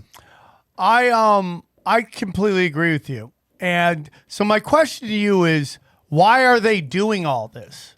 Why are they doing this? Why are they inflicting ESG on us with disastrous results? What is the purpose of that? If their whole thing is about money and power, why are they doing this? What is your thought? I have my opinion. I've stated it before. What are your thoughts? Because, you know, there are a couple basic components that almost nothing matters other than these things, which is cheap energy is probably the lifeblood of the entire world. The reason that the United States is so successful is because we've been able to produce cheap energy. That's why we succeed. So it's like energy, food, water, shelter. Everybody has shelter, generally speaking. So energy and food are like these moving pieces that they can artificially raise and lower the costs of them. If they can say that oil is bad and gas is bad and coal is bad, of which we have all these resources, then energy, which is the very thing that keeps all of us alive, our ability to move, heat your houses, etc., move food around and so forth. If they can control that and say it has to be through electrical grids, well, they can turn off electricity. Not a lot of people can store electricity at home. You could store oil, you could store gas, you could store kerosene, you could store other types of fuel. But if those are bad for the environment, then you always have to tap into the grid of electricity. And yes, you could do solar and whatever else, but solar panels have a lifespan. So, and you can't really do hydrogen, you can't do water power if you don't live near the shore. So it's like they're just trying to take control of the ability to flick on and off your ability to live. If they can control food and energy, that would be the simplest way for them to do it. So I think it's just, again, you are reliant on a bigger entity. You can't be self-sufficient. Yeah, I agree with that. And I think it even goes even deeper on a spiritual level. It's just like, I think these people have made deals with fallen angels. And this is where, if you don't listen to the show, it's going to get weird for you. But they made deals with fallen angels, man. The Watchers, the fallen angels, whatever you want to call them, the Anunnaki, whatever you want. These Watchers, and these Watchers are trapped here by God to make a realm of consequences, and they have waged war against humanity. And these elites and this goes above any religion, above any Abrahamic religion. It's above Judaism, above Christianity, above Islam. This is the Watchers, the fallen angels, and they've made deals with them for cash and prizes. And in the hopes of coming back later as an elite in another life. And that's why it's all pain and suffering, because it doesn't make any other sense. Any other way you look at it, you start to fucking go, well, that doesn't make sense. This makes totally sense. They're bringing pain and suffering because they hate us, because we're God's children. We're in his form, and they're trapped here, and they want to get back to heaven. That's why. And it's all a fucking war on your loosh, man. And if you control the energy, control the fucking food supply, you can bring pain and suffering to everybody, to all of them. They tell you to get smaller houses and smaller cars, but yet their cars get bigger and bigger, and their houses get bigger and bigger, and their jets get bigger and bigger, and their yachts get bigger and bigger. But they tell you to get smaller and smaller. Oh man, look at this cool little tiny house. You got a bathroom in your kitchen? It's really cool. You pull out your refrigerator, there's your bed. Wow, how cool is that? Live that life. Save humanity. Why? They live in a bigger house and a bigger thing, and they got more kids. Oh, there's too many people, even though I have 90 fucking kids. Yeah. Right? It's all because it makes sense if you realize they're waging war against humanity. And it's all theater to fucking raise your anxiety and lower your fucking your resistance, man.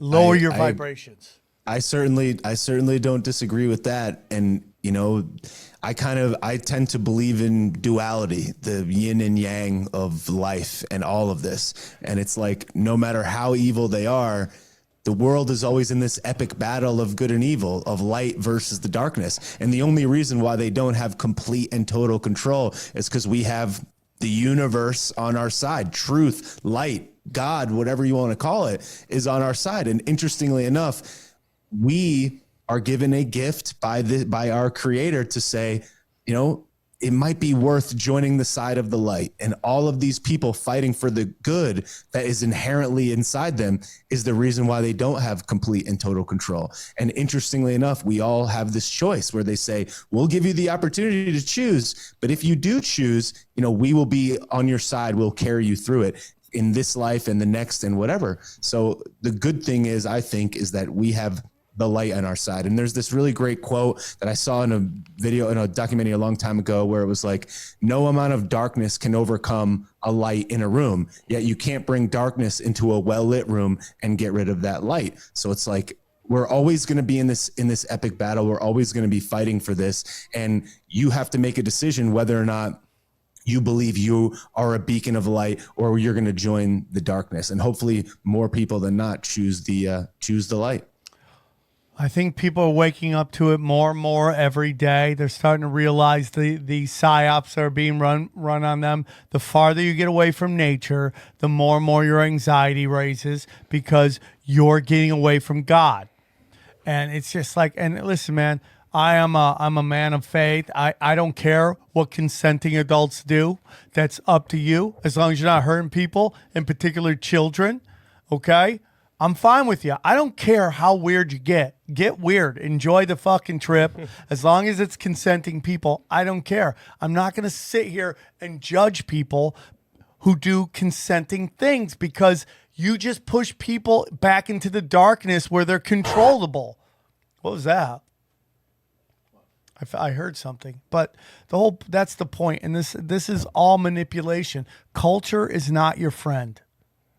Culture was made to get you into groupthink, and they position these people to be to steer you in the wrong direction. And you know what, man? It's like I only have like sports left. I can't watch television. I can't watch it. I can't. I try my heart. I wish. What do you mean though? Like no television? Very rarely, dude. It took. But are you talking about news or anything at all? I don't watch the news. I mean, the news is garbage. Just like getting on my knees and praying to God to let me get through an episode of House of Dragons. I was like, Lord, just please let me numb out and enjoy this complete fucking cultural Marxism shit so I can see some motherfucking dragons. Can I do that? Just let me get through this shit. You got to Eddie Bravo it. You got to blue pill yourself Monday through can't Sunday. do it, when you got the kids, you got to watch all the fucking astronaut shit, the NASA shit, the dinosaur. I can watch stuff with my kids and I mumble to myself. I ruin. Dude, my girlfriend hates watching TV with me. When she sees me coming, she just turns that reality TV shit off because I just rage and start talking bullshit the whole time. She hates because it's like they're ingesting easy stuff, which is meant to lower their vibrations. I think any of it's okay though, as long as you watch it with intent, and you consider the source and process it, with that in mind, that it's actually got its own agenda. Its creators have their own agenda. I think if you watch it that way and don't switch off, it's okay. See, I really wanted to watch that Jeffrey Dahmer thing, but then the way Sam mentioned it, and he's like, dude, they want you to watch it, and they want females to like it. There's an agenda behind it because it's just not a documentary. They could have made a documentary. They could have made that fool look evil, and they don't. They make him look like a nice guy, and then females are loving it. Guys are dressing up as it. They as make for Halloween. Dahmer look like a nice guy, really? I have charming, no faith in women. People were dressing up like him, and they make him seem like, oh well, it was hard for him. That's why they make him look like a nice guy. He's a serial murderer. Trust me, they did not make him look that evil. People were Dude, dressing up as Ted him. Bundy fuckable. What are you talking about? No, Ted Bundy was women loved Ted Bundy. Yeah, that's my whole thing. It's so like they didn't make him fuckable. He was fuckable. How do we have incels that are free, but there's a line around the door to have women marry guys on death row? I mean, come on, dude. That's the ultimate. That's the ultimate Bad boy? question, isn't it? Oh yeah, you're right. He's the ultimate bad boy. It's very weird. I real quick, I want to go through something with you real quick, Bobby. And this is something that came out about the Kanye West, and this kind of gets to culture and the manipulation of culture and how culture isn't real, and that these celebrities are used and disposed.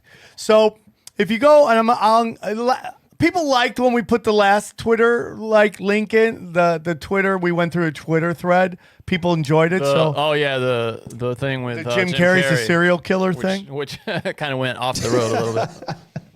So I want to get into this guy, Harley Pasternak. Is that his name? Pastern. Are we doing a Twitter thread? Do you want me to pull it up? Yeah, I emailed it to you. Emailed it. Okay. Have you heard of this guy, Bobby? Yeah, I mean through the things that Kanye was saying, yes, and a couple other accounts that I follow have been reposting his celebrity client list, and yeah, it doesn't look like the best character. And if those messages that he sent to Kanye are accurate, which they at least appear to be, the thing from Broken Sim. Pretty bad. Pretty bad. We talked about this on the Broken Sim. It's out, by the way, if you want to check that out too. It's out right now. How big is his training list? Well, the thing that's really crazy, bro, is that they changed his they went through his Wikipedia and took out all these people. Now, if we go through this link, I'll include the link here, and it basically says, who is Harley Pasternak, the man who Kanye has accused of trying to institutionalize him, drug him into oblivion, and take away his kids. Here's crazy. Turns out this personal trainer is connected to psychological operations, the Canadian military, and other strangeness. Right? And you know what this reminds me of? Jolly West, Louis Jolly West. Do you guys know who he is? Nope. No. Louis Jolly West was basically the guy who helped work with Charles Manson. If you go through his list, let's see if we can find Jolly West's list of clients, list of patients. Okay, here we go. It's kind of fucking nuts, dude. It's kind of nuts. He worked with. He worked with MK Ultra. Yeah, he was an MK Ultra guy. Patty Hearst. He worked with. He worked with who's the guy? Jack Ruby. Supposedly he worked with Timothy McVeigh. Yep. Really? Yeah, he worked with all these fucking people. And so we get into this guy, and it's just this is basically Kanye West's physical trainer who basically committed him. Yeah, right? Death of an elephant? Oh, yeah, he gave an elephant LSD and killed him. That's fucking wild. That's fucked up. But so this trainer worked with Kanye West, and Kanye West is the guy. This is the trainer who got Kanye West institutionalized and threatened to do it again to him, to fucking medicate him the crap out of him, so he's back to zombie land forever, and playing with his kids won't be the same. What are your thoughts on that, Bobby? I think that would fit nicely buttoned up in our theory of how the world operates. And I mean, again, it's who owns all of the legal drug companies, right? You have to pass the FDA, which means you have to have your people intertwined there to get it passed in a timely manner. You have all these investors, all these big institutions that invest in it. It would be absolutely no surprise to me if they were using medications to take people that are emotionally or mentally vulnerable and convincing them to do certain things in an MK Ultra type of situation. It would make perfect sense if that's what was happening in the Hollywood sphere with the Contagion, where they say, sell your soul and also take these pills. It's if a person of authority can get you when you're a kid, for example, like these young Hollywood celebrities, and start feeding them the narrative, feeding them the medicine. I think that it's very completely logical to think that all of these things are real. It's truth is stranger than fiction, and I would wager that this is spot on accurate, and he's just a distributor and and kind of a merchant of those drugs to help people do things that they want. And it's people that commit these atrocities, like murdering children and going and shooting up schools and the rest. It's these are emotionally manipulated people that were already on the FBI's watch list that they already knew. It's these people are on the radar. A lot of times they're broadcasting what they're about to go do. To think that somebody couldn't slide in and slip them some type of medication, which have been known to cause crazy thoughts and behaviors, It seems to me completely logical. And the government was talking about doing mind manipulation stuff 60, 70, 80 years ago. So to think that they haven't perfected it by now, they can create a synthetic mRNA that can go in your body and move proteins around and all the rest. They can't yet. You don't think that they can convince people to do crazy things or believe they're another gender or whatever else? It seems seems spot on to me. Or school shootings. Sure. This will make you feel better. 100%. That's all. If they can do this to Kanye West, what can you do to a kid? What can you make a kid fucking do? And people go nuts and they push back. Like, people play video games. Hate when I say this, but if you look at video games, how many of these shooters played violent video games and were on medications? And a lot of these guys went to very controversial programs. Like the kid at the Parkland shooting was very controversial program. I also like said, they know about all of them already. But I also think that they find kids that are super into fucking Call of Duty, so they can pin that on them as well. Like I don't, because I mean a lot of us play Call of Duty and shit, and I mean I think, but I just Do you think play Call of Duty? Yeah, not like crazy. No, but I mean we've all played, but not once have I been like, oh dude, I need a real gun and go like not. I really do think is they pick these kids that they look like Johnny says, incels. They're fucking. They have a couple pictures about that though. I mean, I do wonder because you can't say that it doesn't do anything. Images of violence on a kid, you know what I mean? Well, I mean, think about when you watch porn. All you want to do when you really hook up is do some weird porno shit, right? And when the line between reality and fiction is kind of blurred as a kid, you know, imagination is real, that kind of thing. And look at this rap. I mean, if you, it seems to be if you sing about getting shot, you end up getting shot. Yeah. But it's like he was saying, they all these people, they knew about them already. A lot of them they put into place. I believe that, or they at least let it happen. And many, I mean, how many times do we find out that they let these things happen? No, I concur, man. So I think this is all part of these psychological operations. So this guy, he's a famous trainer, which is kind of crazy that he was Canadian military and involved in psychological operations, but suddenly he comes to LA and, oh man, he's got all of these people, all these celebrities. Now, here's the crazy thing. Right after Kanye tweets this, suddenly you go to his Wikipedia page, it doesn't list who he's taking care of, right? But somebody saved a list, and there's some crazy names on here. Some crazy people. I mean, we're going to go through some of the names. We'll see like how many people have had weird meltdowns, weird shit. Lady Gaga, Kim Kardashian, Kanye West, Megan Fox is drinking blood. Amy Schumer. Listen, dude, the fact that you had Amy Schumer and you're a trainer and she looks like that, you're not doing a very good job. Jessica Simpson. Sorry, she's a heifer, bro, and I can't stand her. What she did, this is Sam speaking. What she did to my friend is disgusting.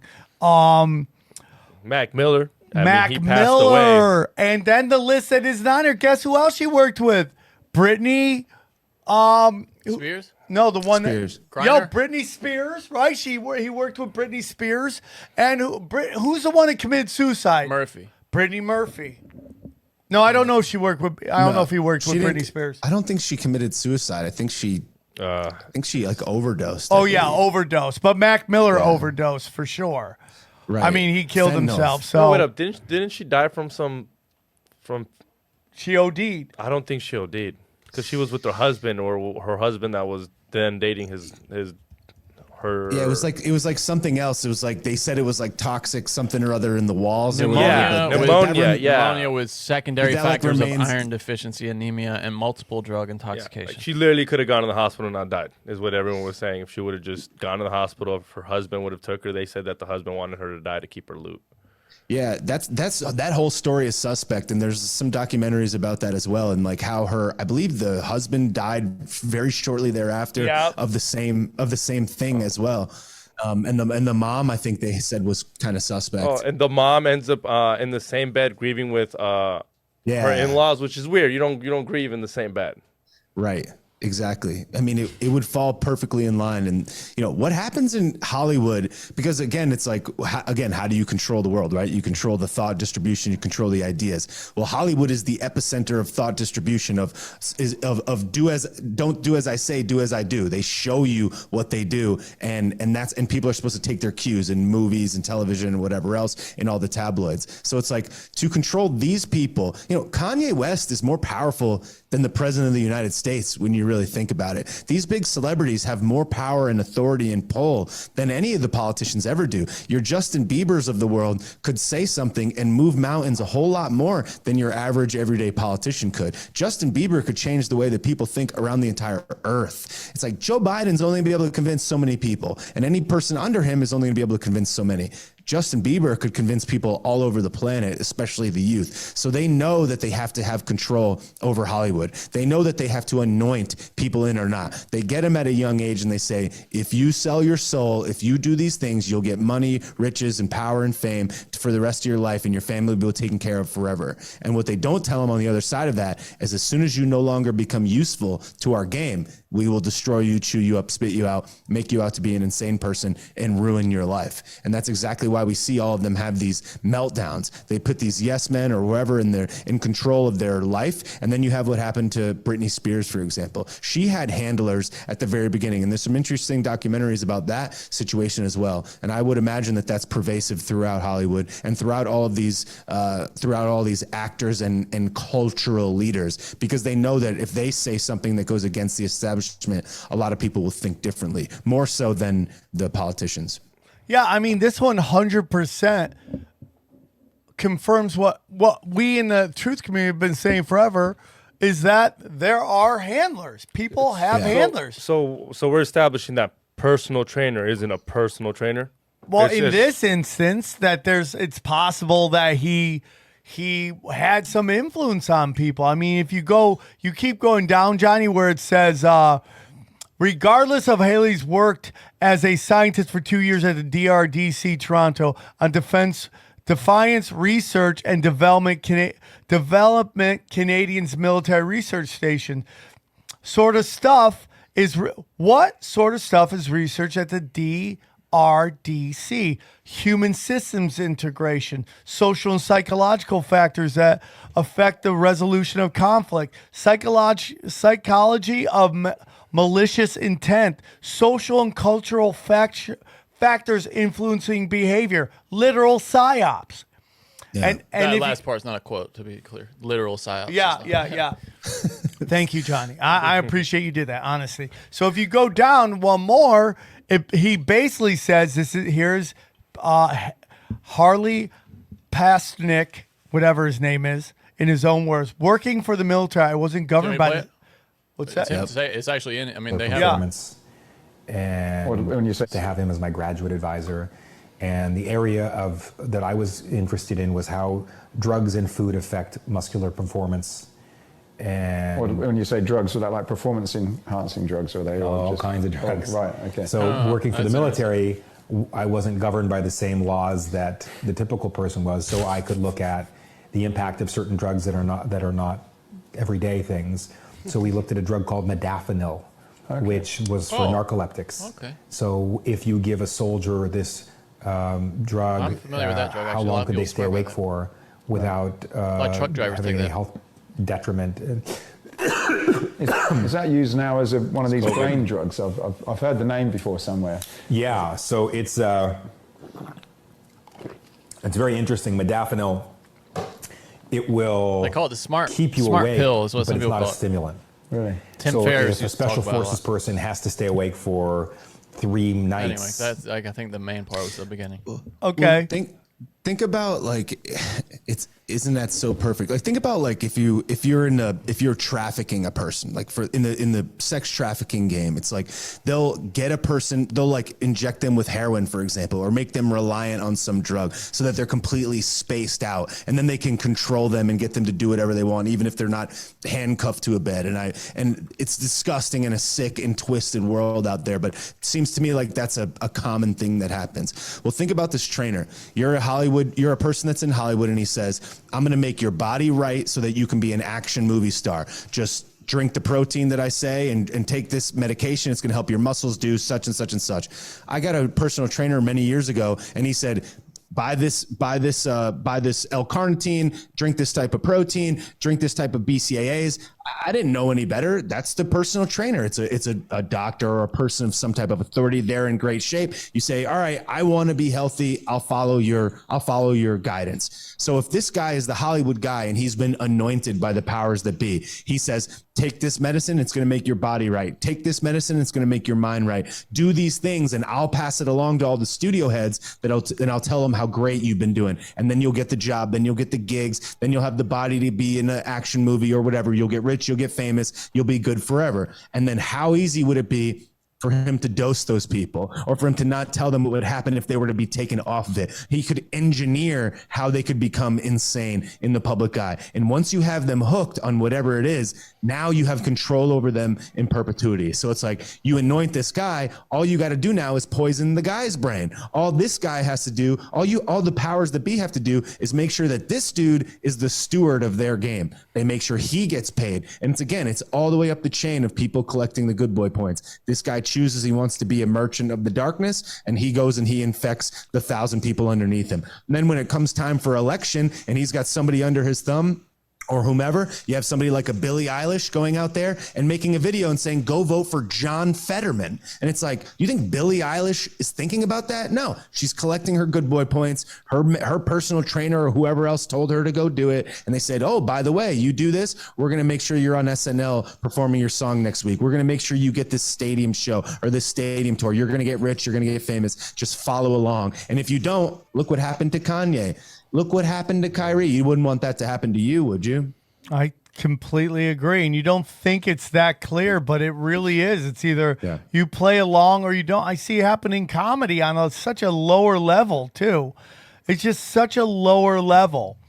Yeah. And it's crazy, dude. The way people don't, I'm going to get canceled. You're not that important. But they just play ball and they virtual signal. And they're like, hey, dude, look at me, man. I'm going on the road with a trans comedian. I'm playing ball. My opener's gay.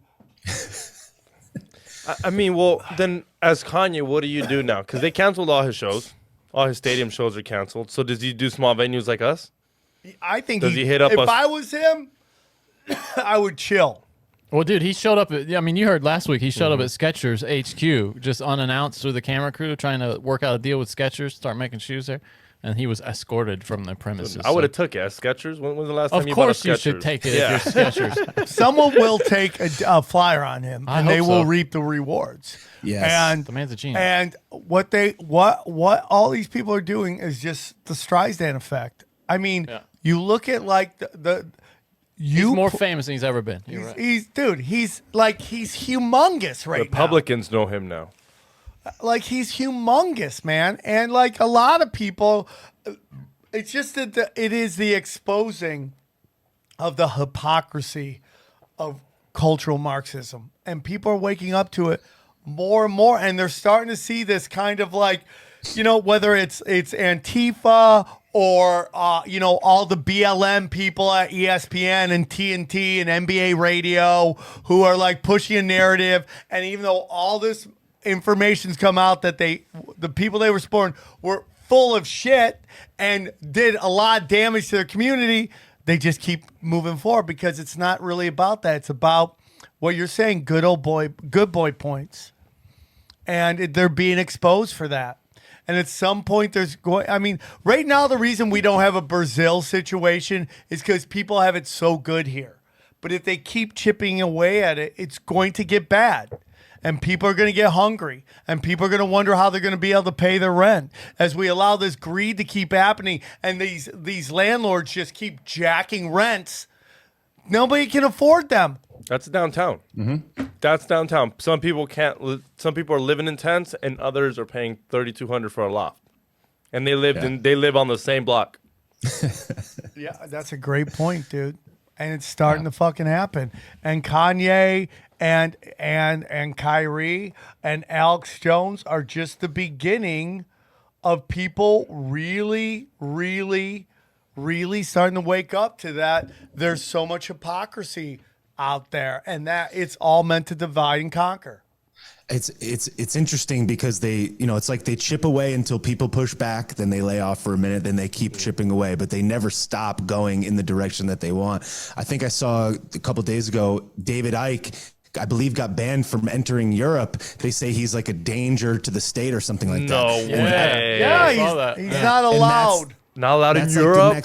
That's like the next level of censorship where it's like you can't move here now, and you could become a prisoner in the world without any walls at all. And it's like, isn't that so perfect? First it's him, then it would be Jones. Oh, you can't fly on a plane, you can't go to these countries. And it's like, if they're gonna do it to David Icke and they can get away with it, what's to say they couldn't do that to Kanye? What's to say they couldn't do that to us? And the reality is that they can. They're just they're like one at a time. First, it was like banned Alex Jones from all social media. It was like, this has never happened before. Now they can do that with anybody. Now that you say that, I don't think Alex Jones can fly. I wouldn't be Like, surprised. he can. No, he can. But just imagine him trying to get on a plane. What do you mean? The people talking shit, just how it would feel for him to get on a plane. Like, I bet people walk up to him and shake his hand. Some honestly, people. I bet he doesn't get it. And that's what I mean by credit social score. Like, in a way, he is not wanted on planes. Like, in a way, he has to fucking drive to wherever he's got to go now, because does he want to get harassed? Yeah, but I don't think he's got to worry about regular people. He's got to worry about the authorities banning him from flight. No, I don't. Well, they can imprison you. They can imprison you without imprisoning you. They can make something happen without making it happen themselves. And like 9/11 is like probably the most widespread example. It's like they may not have done it, but they could have allowed it to happen or facilitated an environment where it could happen or whatever. They did it. I mean, they did it. The looming power is evidence of that. They did. I mean, dude, that's why they had to get George Bush and Dick Cheney in. The wheels were moving forward. The date was set. It was an occult ritual based on Aleister Crowley's numbers, and it was set. And they needed him in. And even though Al Gore is a fucking puppet, he wasn't on the card with Dick Cheney. It wasn't about George Bush. It was about getting Dick Cheney in to mastermind and pull the levers, make sure NORAD was scrambled and all that stuff from the inside. It wasn't that Al Gore was a good guy. It was that they needed to have Dick Cheney in the White House to orchestrate everything. And this was all planned. They've been doing this forever. Israeli art students were in that building for 4 fucking years. Like, you want to, that's not anti anything. It's just like, it's governments, bro. It's governments, man. And that's what happened. And but this gets into what we're talking about. It's like, they had to manifest for us. They had to get us to manifest them, giving them permission to do what they want to do. If not, they can't do it. I mean, they would love to be in war with Iran right now. They would love to be in war with Russia right now in Ukraine, and nobody's into it. They can't get us to co-sign, and they could. And they're right now going, "Oh, dude, we got boots on the ground." I mean, we're pretty much in it. I mean, you might as well let us do it. We got boots on the ground. No, man, we don't want to do it. You know, oh, dude, nuclear war. I mean, no, man, we don't want to do it. We don't want, they would go if they could. Whatever they follow, these stupid fucking rules they made up, these occult rules of that they need our permission to go do it, and we're not giving it to them. And that's why I sit there and go, nuclear war ain't happening. It's all scare tactics, in my humble opinion.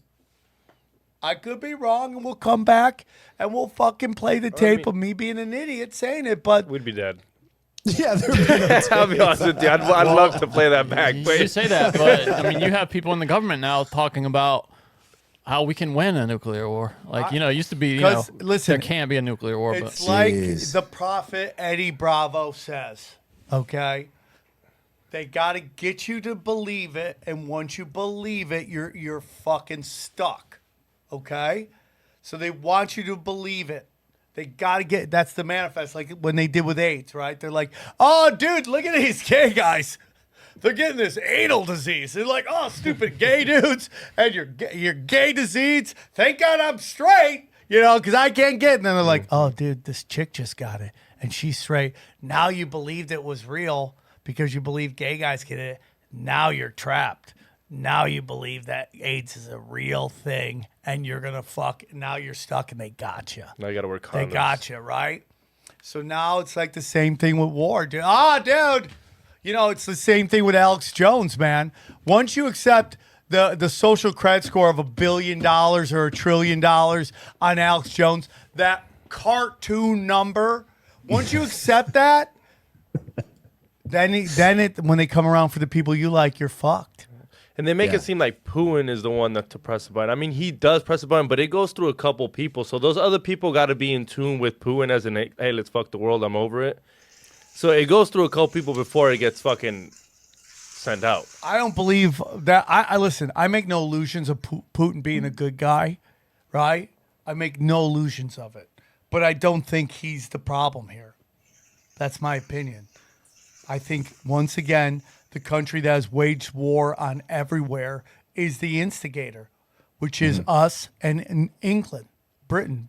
We're master blaster, bro. We're the big dumb retard, and they're the little guy on top of us going, we're gonna kill you. That's Britain. Britain's like, yeah, destroy him. We're like, Hulk smash. That's how it goes. What, Johnny? That's just funny. I think that's hilarious. I'm thinking of that. That's just the truth. That's just how it That's goes. a cartoon, right? That's a t-shirt right there. So listen, Bobby, I want to apologize to you because we opened up with me just yelling and screaming, and you just wanted to talk about inflation, and I'm just like, you know. No, so it's all good. I just want everybody to know those are Sam's opinions, and whether Bobby believes in them or not, that was just my opinion, and I'm going to have you back if you'll come back, and we'll talk about whatever you want to talk about. Because no, it's all good. No, I appreciate it. I thank you so much for having me. And I think that's the best part of life is being challenged. It's like it would have been easier to talk about those topics, but instead we talked about things that are a little more challenging, a little bit more dicey, and I think that that's a good thing. So I appreciate the challenge, and I'm happy to come back, and I appreciate you having me on. And I just want to make this last thing clear. I am a worshiper and a follower of Christ consciousness, and that we're all connected. So when I do these rants, it's not saying a group is a problem. I don't believe in that. I believe 99% of everybody is just wonderful, loving people who just want to pay their bills, have a laugh, get a drink on, get laid once in a while, and be happy, okay? And it's all groups, whether it's Judaism, Islam, Christianity. Catholics are a little weird, but that's fine. But the truth of the matter is, it's all love. And there's these elites that use these religions as shields and masks to walk amongst us and get us to defend them when we have more in common with each other than you have with them. So that's what I'm trying to say. So don't get anything mistaken. I'm a lover of everybody. And it's all Abrahamic religions all saying the exact same thing. And I don't think those groups run as one and want to do anything. So one more time, Bobby, where can they find you? BobbySauce.com is everything me. Go to BobbySauce.com. BobbySauce.com. You're a fucking G, buddy. I appreciate you coming on. I appreciate you just let me yell at first, and then I hope you enjoyed it. I'm not really that weird, but you're always welcome back. And I love you guys very much. Let's let Bobby I love you guys very much. Please go buy tickets. I got shows. We got shows going. I'm in Kansas City this weekend. Then I have Comedy Chaos brought to you by Absolute Extract. And then I'm at the Rec Room with this guy. And then I'm in Ventura. Grab your tickets now. Grab them. Because if I don't sell tickets, we don't come back. Grab your tickets. We love you guys very much. Thank you for your support. We go deep, homeboy. Aaron, open your mind. Drink from the fountain of knowledge. There's lizard people everywhere. That's some interdimensional shit. Wake up, Aaron. This is only the beginning. Dude, you just blew my mind. Tinfoil hat.